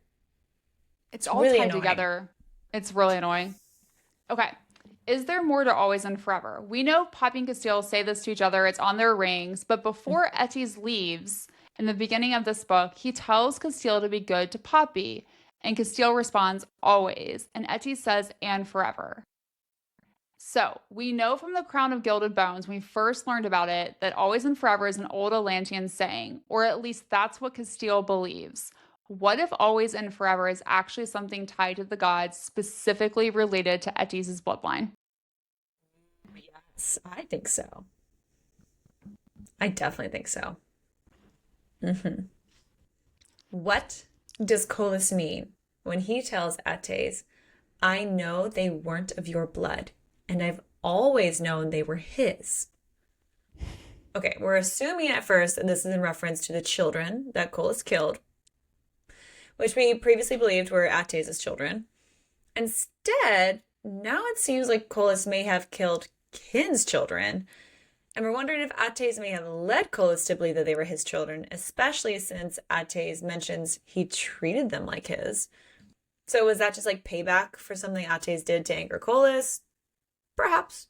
Perhaps that's one of the many reasons why Kin dislikes Attes, because he's like, you got my children killed. Yes. Which, and then my draken. Yeah. And then my draken. I mean, yeah, if I was Kin, I'd be very upset with Attes too. Yeah. All right. Is there more of a connection between Casteel and Attes than we know? So we know 100% they're the same bloodline. We have theorized it's possible that Kin's soul could be reborn as Casteel, which would explain a deeper connection between the two. It would also explain why Casteel has these deja vu moments. It would also explain why Casteel has such strong animosity towards Attes for no fucking reason. Uh-huh. Yep. You got my children killed from a previous life. That's why I hate you. Like, I hate you and I don't even know you. Okay. What's really fascinating is Attes' comment about how we're known to be impulsive, which when combined with our fiery temperaments and often wrathful natures can create a volatile mix, especially those more closely related, those who carry more of the essence in them. Okay. He's hinting at something about Casteel. It could be solely related to like Valen being Elon's son, or perhaps it's more because Casteel jokes back that he probably would have gotten along with Attes' children, causing Attes to wince and respond, I would hope so. Why would you wince and respond at that comment? Unless maybe you're Attes' son? I know it's crazy. But we know that Attes angered the Fates by messing with his bloodline somehow. There are too many breadcrumbs to make it as simple as Elon was a god, Attes, and then had Valen, and then Valen had Casteel. Especially because earlier in the book, when Elon's name is mentioned, before Casteel learns about Valen and his father and all that stuff, Attes grimaces at the mention of Elon's name and says Casteel is nothing like him. So Casteel is really Attes' child. Could be. And what if he has Ken's soul in him? That would anger the fucking fates. That would anger the fates. Yep. Oh, that's fucked up. He fucked with his brother. Oh, that's fucked up. Oh, I can't wait to see. Okay. Next. Who is Leopold?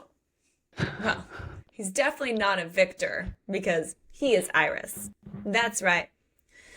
Listen, if you haven't been paying attention, there are just so many fucking breadcrumbs in this book that Jennifer Armentrout is practically hitting us over the head with, like literally with a baguette, just like, it's him, get it together. It's really entertaining that Poppy has not figured it out yet. Can't wait for her to realize that the man she loved as a father was actually her father. Like the entire fucking time. The biggest clue is chapter 7, where Poppy has a dream about that night at Lockswood again, and we see significantly more than we've seen like of any of her other memories before. First, Leopold has red hair, much like Poppy. He tells her that she was named after a good friend of his mother's, the goddess Penelope, and her nickname Poppy, of course, is because of her grandmother and grandfather, alluding to Sera and Nyctos, and that she was named in honor of the queen, not the Isbitch queen, the queen of the gods, Sera, who I think Poppy now is the queen of the gods. There is a silver light behind his eyes, and Poppy often feels a charge from him. Leopold also tells a story about him and his brother playing with giant winged beasts. Hello, baby drakens, duh. Additionally, Victor says that he was wrong about Leopold, which we can assume maybe he meant like he was wrong about like Leopold being a victor, just like him. Yeah. Plus, every time Poppy thinks about it, she thinks about like she looks like her mother and maybe her father. She immediately sees Leopold's face, which is red hair and green eyes. So, okay, is that the Videntia already like hiding inside of her, trying to like show her the truth? Ooh. And we also see Seraphina's mouth tighten when Poppy mentions how she was told that Leopold was her father. Attes has a very similar reaction when Poppy mentions the name Leopold. Leopold could be Iris, Leopold, whatever. I think it's his middle name. I think so too. Okay. Mm-hmm. Who is Cora? We have been led to believe this entire time that Cora is one of Isbitch's favorite handmaidens and a revenant. When Sera learns about Cora, she struggles with the idea that Cora was a revenant because they can't reproduce or maintain a sense of self, so it would make it very difficult to explain how Cora could be Ian's biological mother if she was a true revenant. From Poppy's POV, we know that Cora seems to be a decent person, which would be counterintuitive for a revenant, unless she isn't a typical revenant, which we have no reason to believe that another non-typical revenant exists besides Colum and Millie. We also know that Malik betrayed Cora. He says to Poppy in this book when she forgives him for what happened the night at Lockswood. So prepare another hinged theory. Cora is Jadis. It would make sense why Millie hates Malik for these unforgivable acts, because Malik betraying Cora caused Poppy to get hurt by the Cravens and caused her to be held by Isbitch again. We also know from when Jadis becomes untombed, she has scars left behind by claws and teeth on her body, which Poppy thinks in her mind are similar to her scars, which would make sense if Jadis was there the night of the Craven attack. We're also assuming that after Leopold and Cora attempted to leave with Poppy, Isbitch imprisoned both of them, which is why Iris was in its cave cat form and Jadis eventually attuned herself in her draken form. But I think prior to that, they were able to live a normal life as you can with Isbitch in charge. But it's just crazy because it's like, wouldn't Isbitch know that was Jadis? Yes, but she also knew that Leopold was Iris. Like, I think that was the role that she let them play, right? Because she knew they would keep her safe. They would keep Poppy safe. Correct. Until, obviously, shit got real. That's nuts. I seriously think you hit the nail on the head on that one. Bravo, Stephanie. Bravo. We'll find out. We'll find out. My mind was like literally like on fire when you told me that. I was like, what? Just So, wait, I got some more coming. Oh, I know. I can't wait. Who does Leopold need to go back to Wayfair to get? So in Poppy's dream about the night in Lockswood, Leopold keeps talking about needing to go back to get her, and it's not just her I must go back for. So we believe he's referencing Millie as the her, and then Malik as the other person. That would make sense because there's a comment then about how she will never leave, which could make sense because Millie knows that she's heartmates with Malik and that she wouldn't want to leave him behind, at least at that point in the book. So maybe they did have a little romance going on and now they hate each other. Well, I mean, think about it. He is the reason the Cravens attacked Poppy. Yeah. I think that's when things changed. I think things were, I don't think they had a romance, but I think things were decent with them until that happened. And she's like, never again. Never again. Who is Ian? I think he is Poppy's biological brother. We know he has reddish brown hair and hazel eyes. What if he's actually Poppy's twin? There are numerous mentions about twins in this book that make us think there's an unknown twin out there. We also know that Isbitch was pretty distraught after she had Ian killed and talked about how she loved him like her own. Perhaps he was after all. We also know that Sera mentions how Ian will always be Poppy's brother and how Victor told Sera about Ian. Why would Victor tell Sera about Ian if he wasn't her grandson?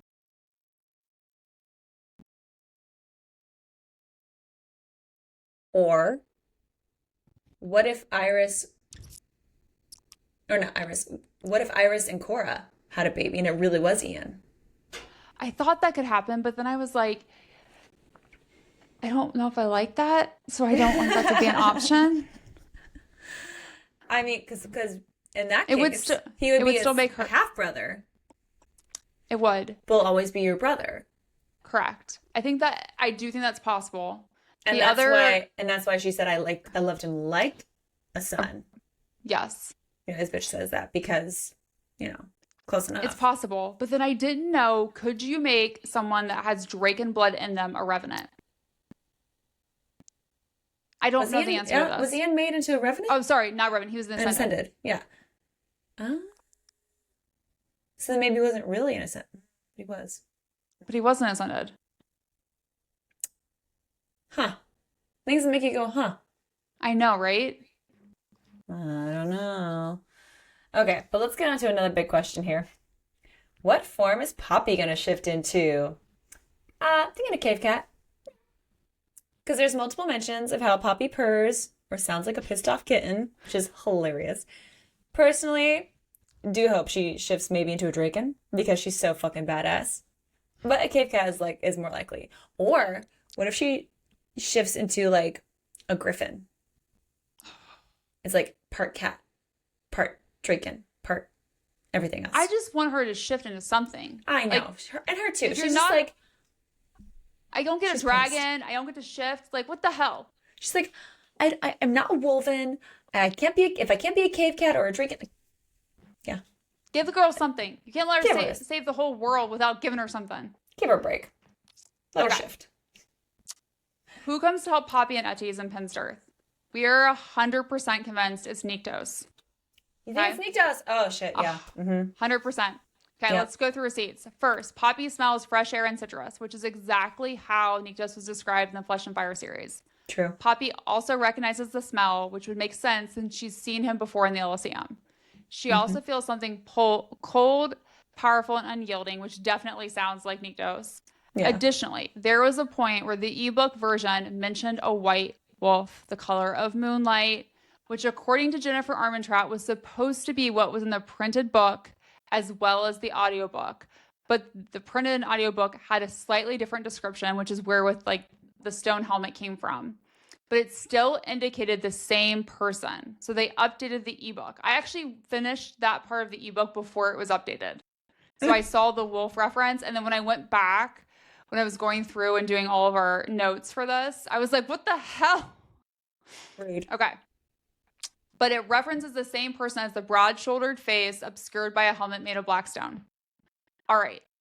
Now, there is some debate if there is more than one person that comes. Okay. Hearing you.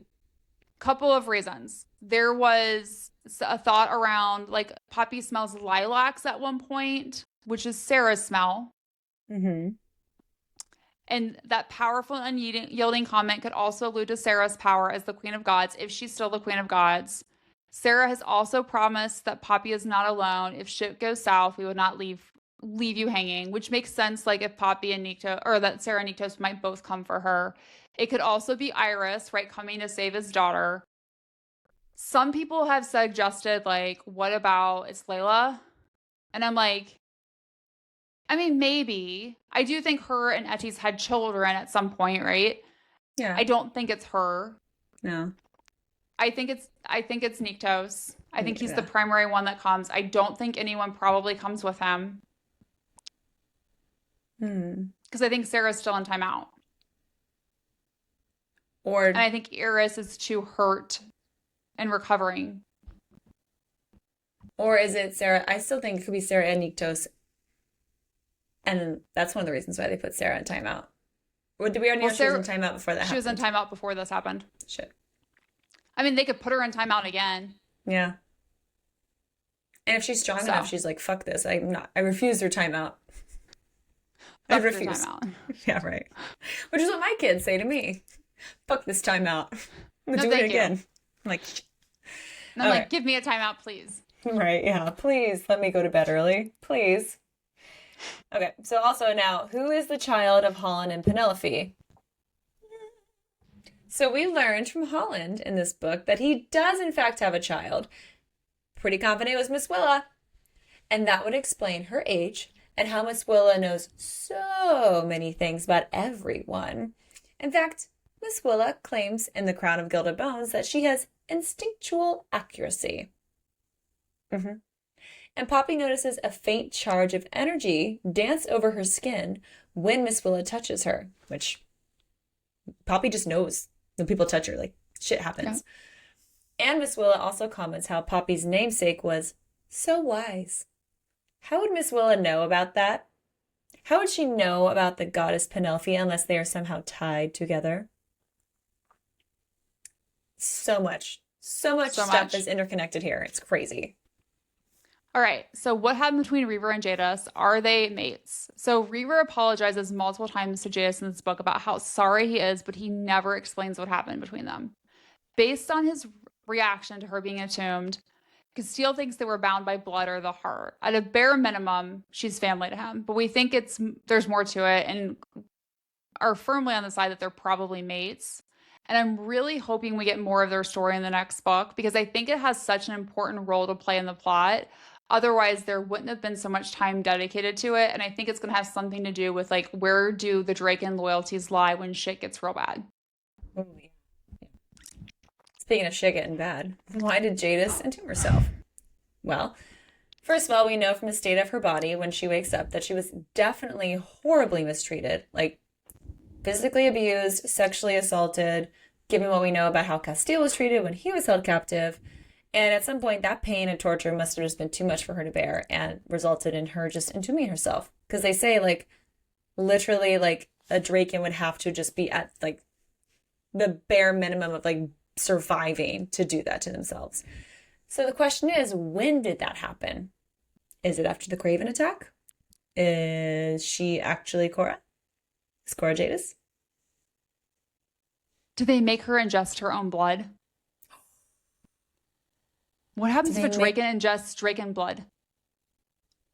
Oh. Does it burn you from the inside out? I don't think they'd be susceptible to it. I feel like they'd be okay. That feels gross. That was so yucky. Okay, let's talk about Kieran. How does Kieran feel about Poppy? Have his expectations changed since the joining?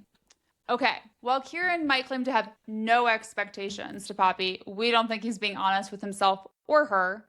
Prior to the joining, Kieran had his strong feelings for Poppy, and those feelings have obviously grown since the joining. We learn in Visions of Flesh and Blood from Miss Willa that Kieran's attraction for Poppy has grown, but it's different than what Casteel feels for her and tied up within what he feels for Casteel. So we're theorizing that Kieran is likely in love with Poppy and definitely wants a more intimate relationship with her, but isn't sure how to have that conversation. It starts with words, Kieran. It's open your mouth spoiler. and speak. Speak. It's Get it's it? almost He's a dog. Oh my god. That'd work too. I'm sure she can listen, like hear him bark and understand it. Use the notum. Use your notum. Yeah. Mm-hmm. But I get the sense it's almost like he's hoping she'll push for more between the two of them first. Like it's like he wants her to make the first step. Mm-hmm. It's also odd that he hasn't bothered to discuss any of this with Casteel before they fought. Like there was an entire book of A Soul of Ash and Blood where they could have talked about post-joining life. Yeah. We know the two of them talked about the joining before it happened. So it's not like that's an awkward conversation for them. What if Kieran hoped the joining would turn into more for the three of them? And Casteel always saw it as merely a way to tie their lives together and nothing more. And is that what's driving some of the real animosity, like deep down on Kieran's part towards Casteel in this book? Because the thing that bothers me the most about his behavior is I have always felt up until this book, he has wanted what's best for Poppy and Casteel. And he has not been afraid to call them out on their shit. Like, think about when he told Poppy that her and Casteel were heartmates. Right? Like, he's not been afraid to, like, take them by the hand and be like, walk along with me. We'll go slow. Don't be scared. Except in this book. What if not only is Kieran in love with Poppy, he's in love with Casteel? I think he is. I think he has very...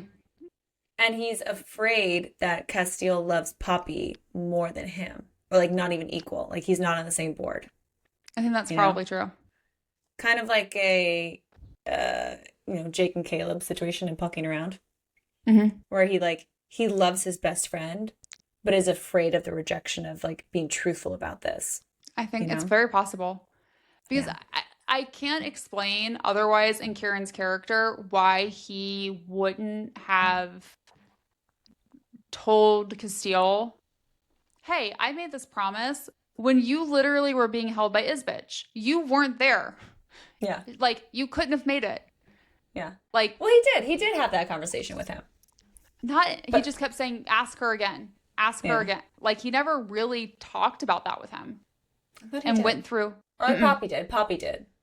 Like, Poppy after it came out. Yeah, after it came out. Poppy was like, you weren't there. You were gone. But why couldn't Kieran have said that in the very beginning? Yeah, because I think where the hurt really happened for Kieran was when Poppy woke up and she was kind of like trying to get out of the room, giving us very From Blood and Ash, A Kingdom of Flesh and Fire, like getting away from Casteel vibes.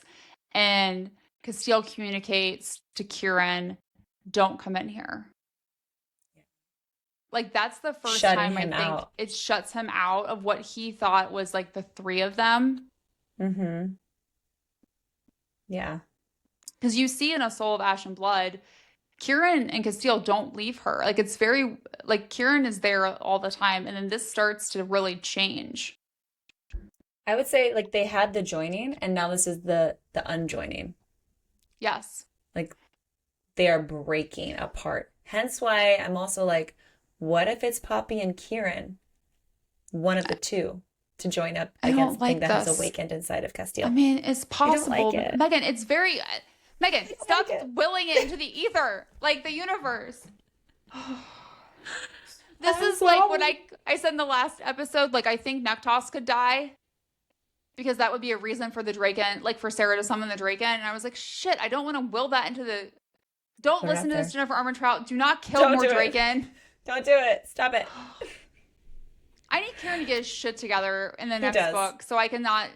I don't get his head out of his own ass and talk. Yes, I just am like, you have all these feelings, and you are not sharing any of them, and you're becoming a crouchy old man. I don't like it.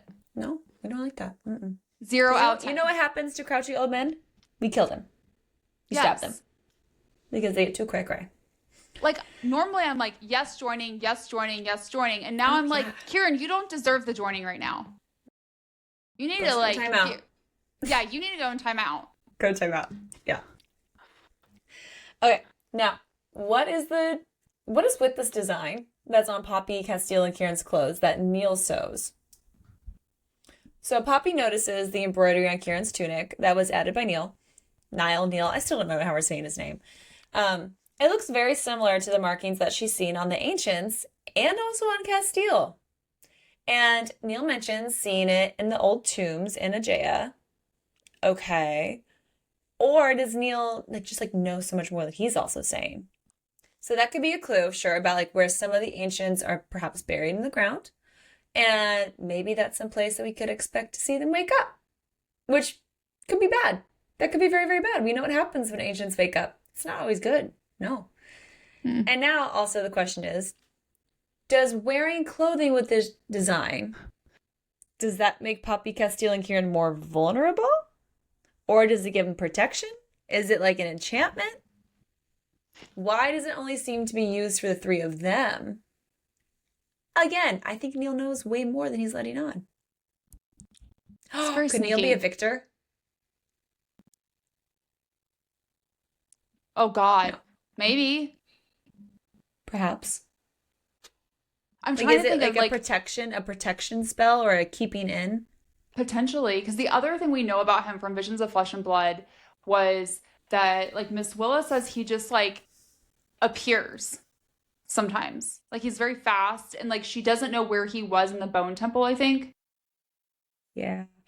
What if those markings are meant to keep the ancients in, to keep the ancient from awakening, and Casteel is no longer wearing those markings? He took that clothing came off. Now I need to go check his clothing. Right? Oh, God. Maybe he took them off, and that's why the thing can fucking awaken inside of him. We'll talk about this in our live session then, because I'll go spiral on the book, and I'll do some research on what people are wearing when they're wearing it. Prepare to... Right. Oh, fuck. I'll come with receipts. Okay. Okay, good. What is this reference to Casteel feeling bigger or thicker during sex? Oh, yes, please. First of all, yes, please. We like you. Okay, so if you've read the Flesh and Fire series, then you're likely inclined to believe that it has something to do with... because you're using your water bottle. I thought that was a strategically placed prop.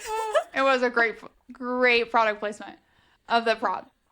So it's about that size, we're imagining. Yeah. Mm-hmm. But you're likely inclined to believe that it has something to do with Casteel going into his primal form or starting to head in that direction, because we know that Nyktos feels bigger to Sera when he's in his primal form. And that is very possible. However, we get this mention of rutting, and this moment when Casteel feels a sharp pain at the base of his cock, feeling the base of his cock swell in a near primal urge to claim, dominate, and join us to prove she was his. So that sounds a lot like knotting, where swelling occurs to lock the penis in place inside the woman to increase the chances of conception. Yes, correct. Which you see in a lot of werewolf shifter types of things.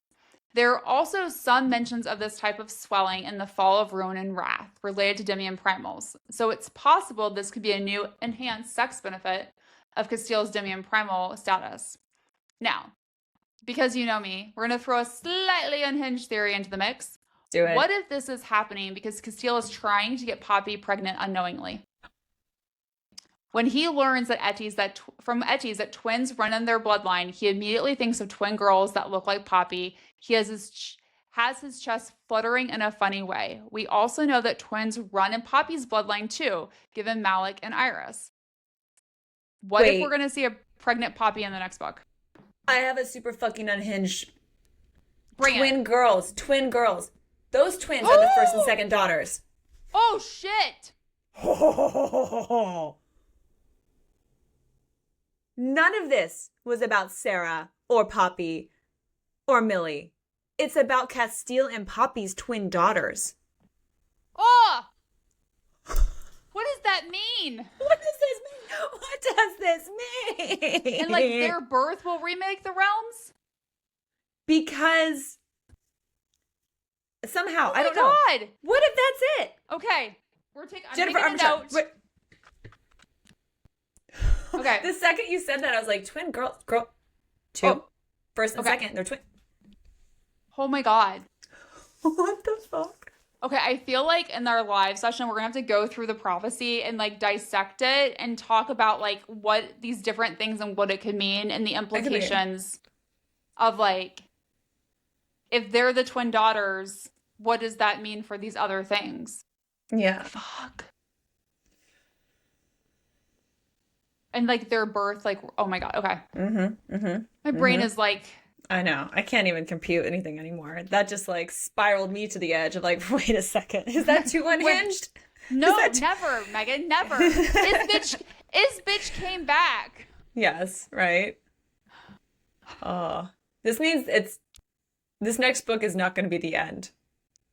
It can't be the end. I think it's the last. What my understanding is, it's the last book. We're going to get another book and telling Millie and Malik's story. And there are more books to come in the fall of Ruin and Wrath. And we'll talk more about where that, when we do that book, where we think that ends on the timeline of these worlds. Okay. Oh boy. Oh my goodness. Oh boy. Did I just make your mind blow? Yeah, like my mind is literally spinning right now, and it's like going through, for those of you that don't know, I have a photographic memory. So I'm literally like thinking through pages in different books of like, what would that mean? And like this and that. And I'm still on the clothing thing. Like, what was Casteel wearing at different points? Was Poppy wearing it when she... Okay. Okay. Moving on. Yes. Okay. So, is there anything else now going on with the court that Rahar belonged to? So, we know from Sera that this court was created by her Niktos, so it's not a court necessarily tied to the essence of the realms. And we do know that there was a series of earthquakes when he died, but the damage just like wasn't as significant as what happens when a primal of a court dies. This could be nothing, but we have a feeling that there is more to come about the idea of creating courts that aren't tied to the essence of the realm. Is that how we make new realms? Maybe. I have lots of questions about this, right? Okay. Why won't Poppy's Venetia tell her what happened to Ken? Is there more to his story? So when she asks about what happened to Eddie's twin brother Ken, her Venetia is silent on the subject. And Sarah's like, well, Attes killed Ken. And we have been theorizing for a long fucking time that there is more to his alleged death that no one saw, and questioning if he really died or if Attes did something else to him that involved the fates. Prior to this book, we had an unhinged theory that Ken's soul might have been saved and he was going to be reborn to someone else, alluding to a way that Attes might have fucked with his own bloodline, a potential deal he made with the fates. It's also very odd that Poppy's Venetia won't tell her how Ken died. He's not dead. Right. Usually this only happens if it's related to her, or that's how we've seen it work in the past with Sera. It's possible that her Venetia is a bit funky since her ascension wasn't normal, but crazy town. What if Poppy can't find out the answer because it's closely related to her? Because we theorized before that Etchi's soul could have been reborn as Casteel, which was not true. But what if it was Ken's soul? Which explains the deja vu. It would explain the antagonistic behavior that Casteel has towards Attes. It would also explain why Attes stays with Casteel at the end. Even though Casteel is constantly, like, basically tormenting the shit out of him physically. Because Kieran's like, well, Attes isn't bleeding this time. And you would do that for your brother. Or your son. Or your brother's son. Brother's son. That's weird. That's really fucking weird. God, I really hope it's that. That would be so... Can you imagine? Oh, he's so messed up. So now let's get to another fun thing. Why did the statues in the Iron Spire change, and what does it mean? Poppy notices changes in the statues on the visits that she makes to Iron Spire that no one else seems to pick up on. So it feels like a major breadcrumb, of course, about there being more going on with Iron Spire than we think. So it's also important to note how advanced this whole entire building seems to be in comparison to the other buildings in Solus or in Atlantia, and how these buildings remind Poppy of what she saw on the continents, aka the skyscrapers in New York. So this might have a tie to the fall of Ruin and Wrath. Additionally, we believe that whatever is happening in Iron Spire is very, very important to what will happen in the next book, The Throne of Bone and Ash. Food for thought here. What if these statues are actually watching what's happening? They're alive. In a non-creepy way. In a non-creepy way. They're alive and they can move and notice everything. So we know the statues are carved from limonite, which is used in the burial sites of royalty from long gone kingdoms. What if that is also a resting place for extremely powerful gods or ancients that are not fully asleep. So they are actually like the gods or the ancients themselves. That's how they can watch the world. Potentially. We'll see. What happens if they wake up? Not good stuff. Not I good don't think. stuff. No. Okay. Were Satori and Attes more than friends? Attes claims they were merely friends. Casteel does not believe him. We know that Attes confirms that he loves Satoria and Born of Blood and Ash, but he never says he's in love with her. Unrequited love, you know? So we know he sacrificed a lot for her, or at least that's Colus's perspective. He also confirms in his book that he was one of the few people to guard her when Colus couldn't look after her after she was brought back to life the first time, which would have allowed him to get close. So it is possible that he did love her, it was unrequited, or perhaps they both loved each other and nothing physical ever happened to them. His vibes give off a little feeling that it's a little stronger than just friends, given how he looks at Poppy. But I don't think I think he got friend zoned. I don't think there was any sort of like sexual relationship between the two of them. No. I don't think it ever had the chance to advance to that point. Correct. It was an emotional relationship. And I also don't know if Satoria, honestly, could have had even a strong emotional relationship with someone given the state she was in. She wasn't in a good place. No, literally. Or mentally or figuratively. She's like, it's not you, it's me. I'm not in a good place right now. I can't have a relationship. Like, I'm trying to get this previous stalker off of my back. I can't be dating anyone right now. Which is a legitimate excuse, you know? She's not wrong. Yeah, they've been like we met at the wrong time in life. Like, we could have been in another time, but now we're fucked. So it's not you, it's me. It's not you, it's me. Exactly. So why does Isbitch smell like roses to Poppy, but rot to everyone else? When Isbitch shows up, Poppy is shocked. I mean, we're all shocked, obviously. We're like, what the fuck? But specifically, she smells like roses. And we're also like very like shocked because I'm like, all right, you're dead, you're death. You should smell like stale lilacs, right? Like, and Delno just mentions, no, she smells like rot, like ew, which makes sense. I'm like, oh yeah, that's death too, sure. Very possible though that Poppy is smelling roses from Isbitch because Colus is just using his will to fuck with Poppy's mind again. Because we know he can do whatever he wants to the bodies of like revenants and ascended. So we can assume he can do anything to someone who's coming back from the abyss. So yeah, the smell of roses would definitely trigger Poppy, which is exactly what Isbitch or Colus would want in that situation. Okay, so what caused the earthquake after Poppy and Colus fought in Pinstirth? The most logical explanation is a primal died, but not one tied to a court, otherwise the damage would be far greater. We don't think this is the case at all, because we know Attes is alive, Poppy is recovering in the Elysium, Colus shows up in Wayfair Castle to fight Casteel, Nyktos is still alive in the next book thanks to teasers that Jennifer Armentrout has shared on social. So is it possible there was another primal god that came with Nyktos to help Poppy at the end? Perhaps. We talked about that before. But, and the speculation on who it could be, right? That it could be Layla, it could be Iris, it could be Sera, based on like, kind of like the different variations. I don't believe any of them died, which leaves a couple of theories. One theory is the earthquakes are from too many primals of death in the mortal realm at the same time. Because we would have had Colus, Casteel, Poppy, and Nyktos. Yeah. That's 4. We know that this can cause problems in the mortal realm, and the earthquake could have been one of them. True. A second theory is that one of the primals was seriously injured and extremely close to death that triggered the earthquakes, begging the question if a primal can fall without dying. I think the answer is yes to this one. We know, because we know in the very beginning of the book, and what's been teased from this book all along, that primals will fall and new primals will rise.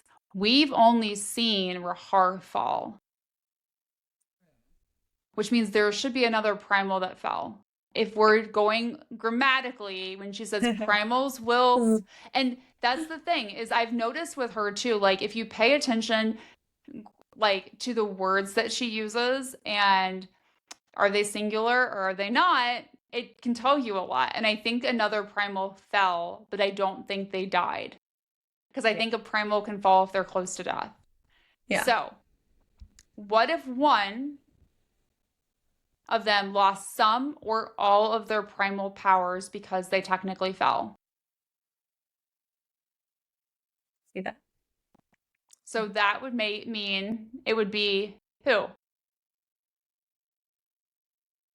Poppy or Attes?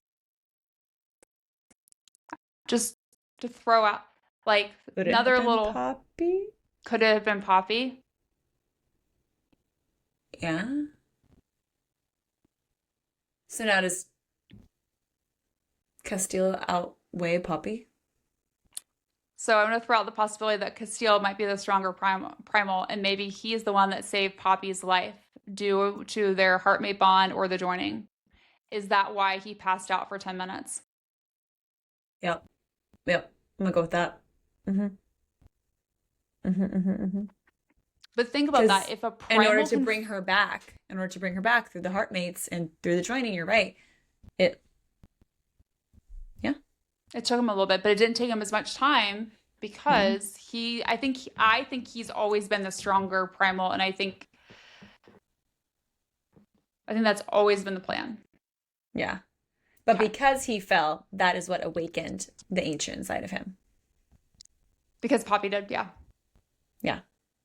Sorry, yeah, because Poppy fell and he had to like power her back up again, if you will. And it allowed the ancient to power up inside of him. Correct. Ooh. I like where this is going. The other potential would be, could Colas have fell? Oh. Right? Because we know that Casteel basically, the earthquakes start before it. So it's possible, before Colas comes to Wayfair Castle. So it's possible that, like, Poppy, just when she was stabbing him and stuff, injured him enough. But we know that Colas does drink from, or Casteel does drink from Colas. Yes, which is concerning. Which is very concerning. Because we know if Colas, if somebody has his blood, he can be a part of them too. Correct. And I think the assumption would be if Colas fell and was no longer the true primal of death, the next question I would ask is, we assume that Nyktos would rise as the true primal of death. What if he wouldn't? What if Casteel would rise as the primal of death and destruction? Yeah. So just a couple of like little food for thoughts. This isn't food for thought. This is a fucking buffet. All you can eat.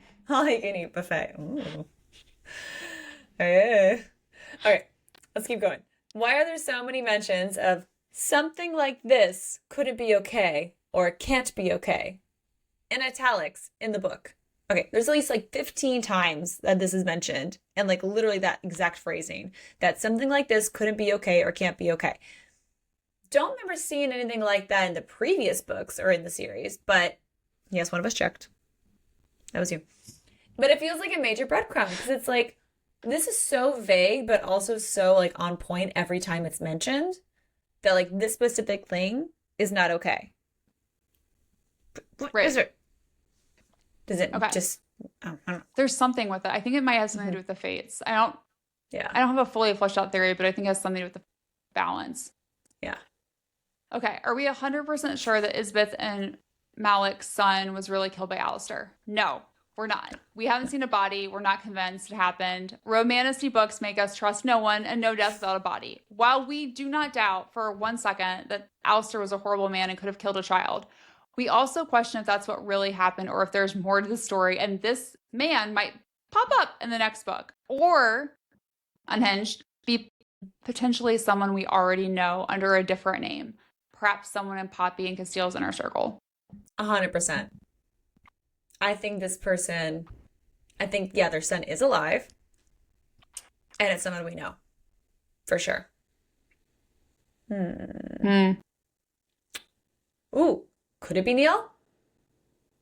That's kind of like my best guess because of like right? Like, He goes missing specifically when Isbitch is around, correct. because she would recognize him. I would assume, right? Or feel a pull towards him. Mm-hmm.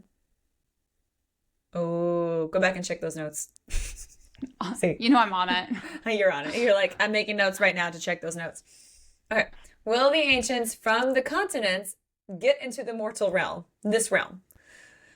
Oh, God, I fucking hope not. I hope not. Because Poppy has that random thought about bringing the ancients from the continents into the realm, but doesn't think she needs them. Comments like that make me very concerned. Why? Why would you possibly ever want to have those ancients in the ever? But now I'm kind of like, what if she has to use? Oh, okay. I'm scared right now. I'm gonna finish this thought and then go back to that thought. Okay. Our focus so far has been so much on Colas. It makes us feel like everyone else has forgotten about the other ancients for a minute, right? And that could be a big mistake. We have the ancients on the continents causing chaos, and we know that ancients are sleeping in the ground in Solus and Atlantia so that they could wake up at any point too. Is there another ancient that is greater than Colas? Perhaps, right? Yes. Yeah. Other thought. Do you remember when the first ancient woke up on the continents? Yes. And then he started trying to fight the second ancient. Yes. What if there's going to be a battle of the ancients? And if that's horrible. I know. And if the ancients in the mortal realm do wake up, the only way to defeat them is to have the ancients from the continent come over and battle them. Because only an ancient can kill another ancient. Well, that sounds horrible. I know. I didn't say it was a good idea. Or no, it's probably gonna fucking happen. Or like, what if Casteel, the only way to actually defeat Casteel now is for Poppy to kill him using the ancients from the continents? 0 out of 10. Do not like. I don't. I do worry she's gonna have to kill him though. I know. I really do worry. Yeah.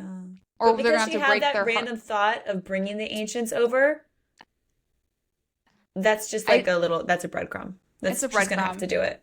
But why? That sounds horrible. I'm also like, are we it. just dragging them by their dick? Like, I have a lot of questions how we get them to agree to this. Instead of grabbing them by the ear or grabbing them by like the wing, you grab them by the dick. And they're especially all dicks since because they don't like women. They don't like women. Yeah, exactly. Oh, okay. So, who is Valen's mother? We learned that Elon is Valen's father in this book, which is a major surprise. The question is, who's his mother? We're convinced it's Miss Willa for a couple of reasons. We learn in Visions of Flesh and Blood that Elon was married and they had children, but that he also had an open marriage with his wife. In fact, we get an entire chapter of spice between him and Miss Willa. And an excerpt of that chapter is included at the end of the ebook of the Primal of Blood and Bone. Does not feel like a coincidence at all. We also know that Elon took Valen's mother back to the Elysium before she gave birth. Could be a word choice like we've mentioned, but it's interesting to note that he says back to, which would indicate that she's been there before. If Miss Willa is Valen's mother, that would definitely make sense for her to give birth in the Elysium, since she likely lived there at one point with her parents, Holland and Penelope. She also, if you remember, back in The Crown of Gilded Bones, makes a comment about never going into Dalos in the Elysium, which we've always questioned why she said that. Yeah. It's also worthwhile to say that she claims to have never been to the Elysium in The Crown of Gilded Bones, but knows those who have. And I think she's telling a white lie. Mm-hmm. Yep. 100%. Because we have theorized for a long time that she's a goddess. Yeah. For a very long time. Yeah. And she says she has she's like one of the most accurate seers in Atlantia. Well, yeah, if your mom's fucking Penelope, the goddess Penelope, I mean, yeah, I get that. That would do it. That would do it. Now, why does Thorn stare at Casteel? There are so many potential variations of this theory, but the most basic one is that Casteel and Thorn are of the same bloodline. It would also explain why Thorn stares at Casteel without blinking, and why Poppy thinks Thorn's chuckle sounds familiar. Because it sounds like Casteel's. Now, who exactly he is to Casteel and where he comes from this bloodline varies. based on whatever timeline you believe occurs between this series and the fall of Ruin and Wrath. So we'll be talking a lot more about that timeline when we discuss Fall of Ruin and Wrath, because that comes after the Blood and Ash timeline. But the simplest answer is that Thorn and Casteel are related. Believe that Thorn is the ancient that created the bloodline that involves Attes and Casteel. So he's like the great-great-great-granddaddy in a way. Yeah. Okay. So what favor will Thorn eventually ask Poppy to give him? We have a feeling that whatever it is will be one that Poppy does not want to give him because it will likely come at great personal pain for her. That feels like on brand for a fate. Do we have concrete proof points as why we believe this? 0. No, I do not. It's not going to be as simple as, like, can I call you Poppy? You know? Right, exactly. Well, because she asked, like, is that what you want? He's like, no. No. We know that Attes alluded to hoping that whatever favors she has to give was worth it. So clearly the fact that Attes has been in a similar situation.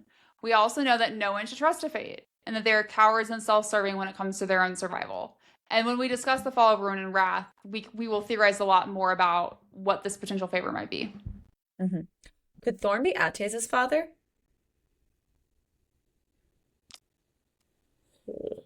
Oh. Crazy. Now, why does Thorn seem disappointed when Poppy has him prevent Casteel from going to Penstirth? He's not happy about this. He doesn't say anything about being disappointed, but he has a very big look of disappointment on his face, you know? Just like that look your parent gives you, like, wrong move. Our theory is that he believes she should have allowed Casteel to go with her to Penstirth because then maybe they would have been stronger together against Colas. So we know that Thorn calls Casteel special. So he likely understands the power within Casteel and was disappointed that Poppy didn't trust her own husband to help her. Strongly believe that things would have turned out differently, and Colas maybe would have been defeated after all if she had allowed Casteel to go with her. We'll never know. Yeah, because that's one of the things where, like, the fates can't intervene.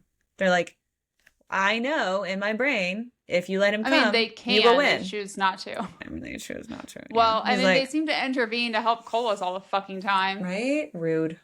Like, they gave Colin the Star Diamond and told Colas about the Star Diamond. Yeah, right? Okay. So what is the significance of the dark ink covering Malik's chest? We know that it has hands and a face. It's a familiar face to Poppy. So he has a tattoo of someone on his body. Who? Why? I have 0 ideas of who or why, who this is or why it matters. I just am 1,000% convinced it's something really, really important. What if it's not necessarily a tattoo? What if it's like an imprint? Like, what if they try to get Colas's soul or whatever reborn on Malik and that, like, it failed in some way and that's like an imprint, like a scar? Or not necessarily Colas, but like someone. Like, what if it's like... It'd have to be someone from his bloodline. Yeah. Because, like, you know how, like, when Colas was, like, inhabiting Poppy for a hot second, she had that mark on her chest? Yes. Ooh. That's a mark that someone else is inhabiting Malik or, like, tried to and failed. Oh, perhaps. I don't like this. I mean, I love this, but I don't like this. Do you know what I mean? I'm like, oh, I love this. This is the best theory ever. But I'm also like, oh, fuck. Do I have more unhinged theories than you? I'm so proud of you right now. They're, like, super fucking unhinged. And I love it. I know. That's why I'm so proud. I'm like, yes. Okay. Yeah. Because I'm also thinking of, like, as a Star Wars reference. So, you know, when Han Solo is stuck. I know.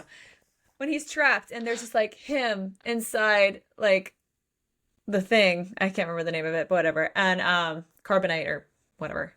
Star Wars people don't come at me. But you know what I'm saying. He's trapped inside. And there's, like, an imprint. And it's like, what if it's not really a tattoo? What if the tattoo is alive? And that it's a soul trapped or something, or I don't know. And he's not who we think. Oh, God. Ooh, crazy. Okay, right. Now I'm going to have to go and think who this could be. Okay. That could be fun. It could be nothing, but it could be that. I mean, it's probably not nothing, Megan. It's definitely something. I mean, why else would she have mentioned it? Yeah, there's definitely a tattoo of someone on his body. It's either a real tattoo and it's like a reminder of something, or it is someone. Or correct. Weird shit. Now also, why do the Ancient's bones not seem to impact Poppy? Because she's special. Duh. I mean, why is everyone so surprised by that? I mean, come on, nothing can touch her. Please. Everyone seems to think that Ancient Bone just won't burn her skin because, or, everyone seems surprised by this, that it doesn't burn her skin and that she's able to easily pull the bone from her body after Cola stabs her with it. Is it because ancient bones don't work on ancients? Is it like magnets of the same? They just like, boop, they don't work. Or is there more to it? Could be a big breadcrumb to something else that's going to be in the next book. I think so. Me too. Okay, so who does Casteel remind Colas of? Colas talks about how Casteel is arrogant and reminds him of not just Attes, not even Ken, and then mutters something in the language of the gods that makes Poppy's skin crawl. Major breadcrumb to someone else in Casteel's bloodline that we haven't met in this series or we don't know we've met. We believe that whoever this is will have major implications to what happens in the next book. We also want to throw out this, perhaps. We keep hearing about the true king of all the realms, and we have assumed for multiple books it's Colas. Yeah. But why does no one ever say his name? They say Colas' name. Right. But they'll say the true king of all the realms. What if we've been misled this entire time and it's not Colas? It's someone way fucking worse. Someone who Casteel's bloodline is tied to, which is why the Fates fear his power and why Colas mentions how much Casteel reminds him of someone else. What? Remember when we didn't know Sarah's name for the longest time? And they would be vague in saying who she was because no one could say her name because no one really knew it. It's the same thing. True king. It's not Colas. Right? But we don't know his name yet. I know. But the second we do, he will arrive. We know he's already risen or awakened. Because that's something that the Hollies say, I think, in the book. And so, which makes me think that he's an ancient. What if he's the ancient that's inside Casteel? What if Casteel is the true king? Again, the thing that's awakened. I don't know how I feel about all this. I know. Jennifer Armentrout made us love Casteel just to break our hearts. I mean, I 1,000% think she's going to break our hearts. Oh, yeah. She killed the marshmallow. She wants us to cry. Boo. Boo. God, I hope they make this into a movie. Okay. Why is Dominic Nalier? Which is very interesting. Because Casteel Denier. Now we got Nalier. We're like, All right. Why is this guy mentioned? We don't know much about him, except that he's the oldest elemental and supposedly... Allegedly.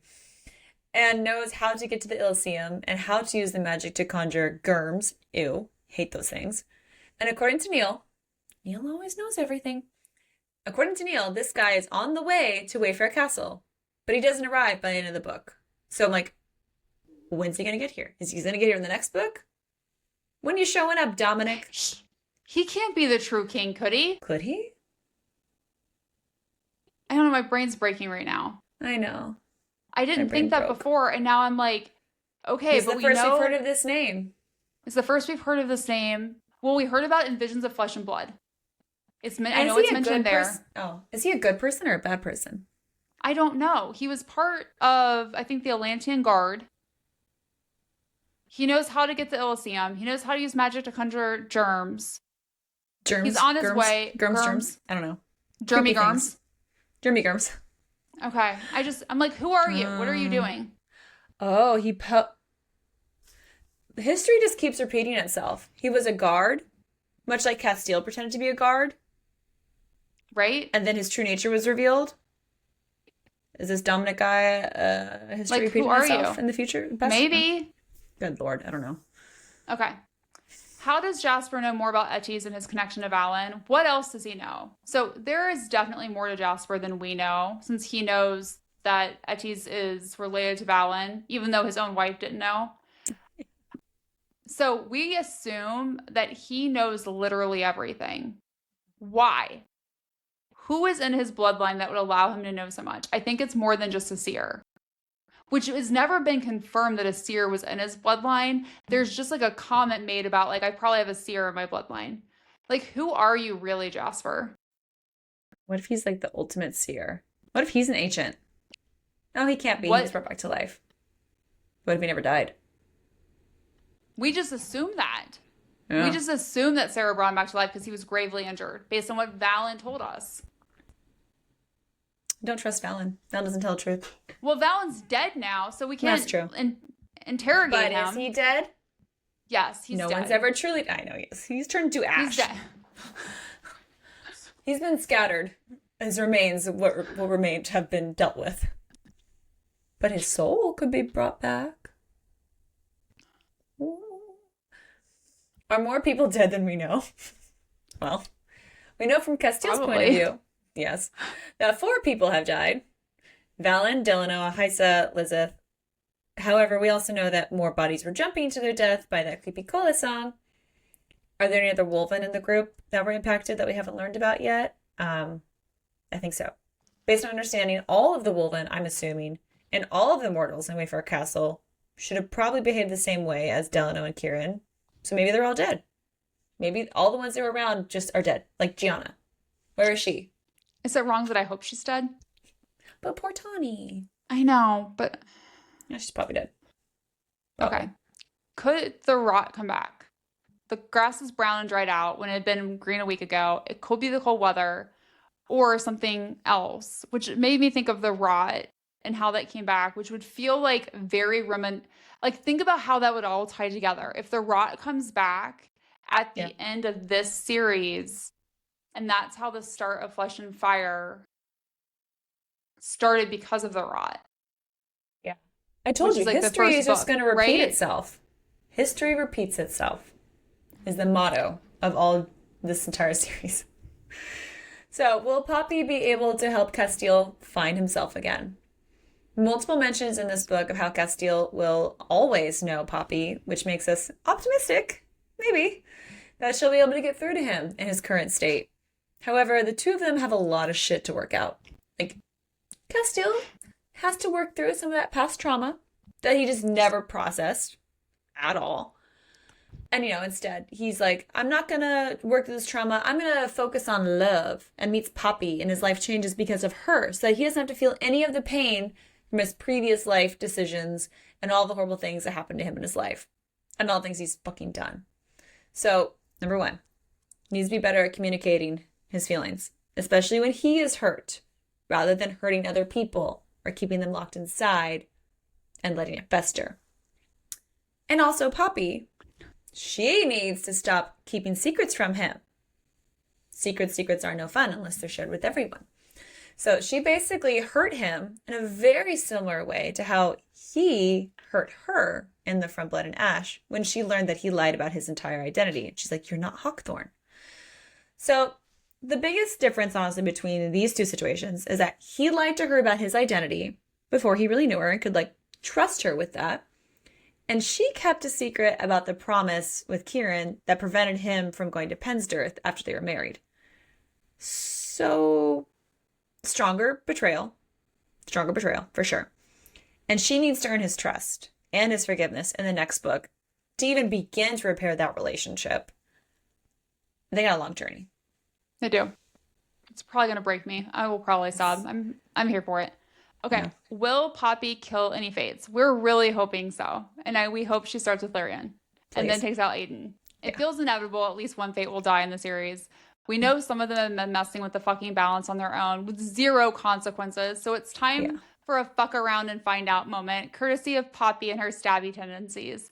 But the real question is, how do you kill a fate? Maybe you got to bring the ancients from the other continents. Swing a dick at them. Swing a dick. That's where the glass dildo came from. See? There you go. It all comes back around. It all comes back around. All right. Ooh. Now, all right. Who else should we be worried about dying? Everyone. Trust that no one is safe. No. Marshmallow is gone. No one is safe. Reaver could be next. Jadis could go back. Who knows? I don't want this. But seriously, Jennifer Armentrout has no problem killing off people we love. And She won't kill off the people that we do hate. That's the problem here. Right? Fucking Callum is still here. I know. So it's like, you know who shouldn't, you don't have to be worried about dying is Callum. He's not going to die. He's fine. Colas, he's fine. He won't die. Don't worry about it. That means Lyrian's probably fine too. Lyrian's probably fine too. He's going to make it out alive. God damn it. So be anybody that you love in the book, like for good heartfelt reasons, they're going to die. It's fine. Don't worry about it. It's fine. But very, very worried also about people who have previously died and they're brought back to life. That includes Malik, Reaver, like we said. Jasper, maybe? Possibly? Maybe. Possibly. I don't know. Question mark. I don't know. I'm just putting out there, do not kill drakens. Do not kill dragons. No more draken deaths. Yeah. Please and thank you. And Thalad's Okay. already died once. So... Fuck, that could die again. Die again? Fuck. All right. In terms of what's next, if you enjoyed this book, we think you will love The Fall of Ronan Wrath by Jennifer Armentrout, where we get to see the delicious Thorn once again. We'll be covering this book on the podcast on November 19th and discussing all of the tie-ins into the Blood and Ash world. We also highly recommend checking out the Wolf King series by Lauren Palfreyman. And don't forget to join us on November 11th for a live session where we will discuss the Primal of Blood and Bone in real time with all of you. And we will go into all of our unhinged theories, bring us your best ones, let us know if you agree with us or not, and we will debate. And it's going to be so much fun. And then our next episode, we will dive into the world of contemporary romance and discuss Pucking Wild by Emily Rath. This is the second book in the Jacksonville Ray series and definitely not safe for work. But happy reading. Happy reading. Thanks for listening to Late Night Reads. Don't forget to follow us on Instagram, TikTok, and Facebook at Late Night Reads Podcast.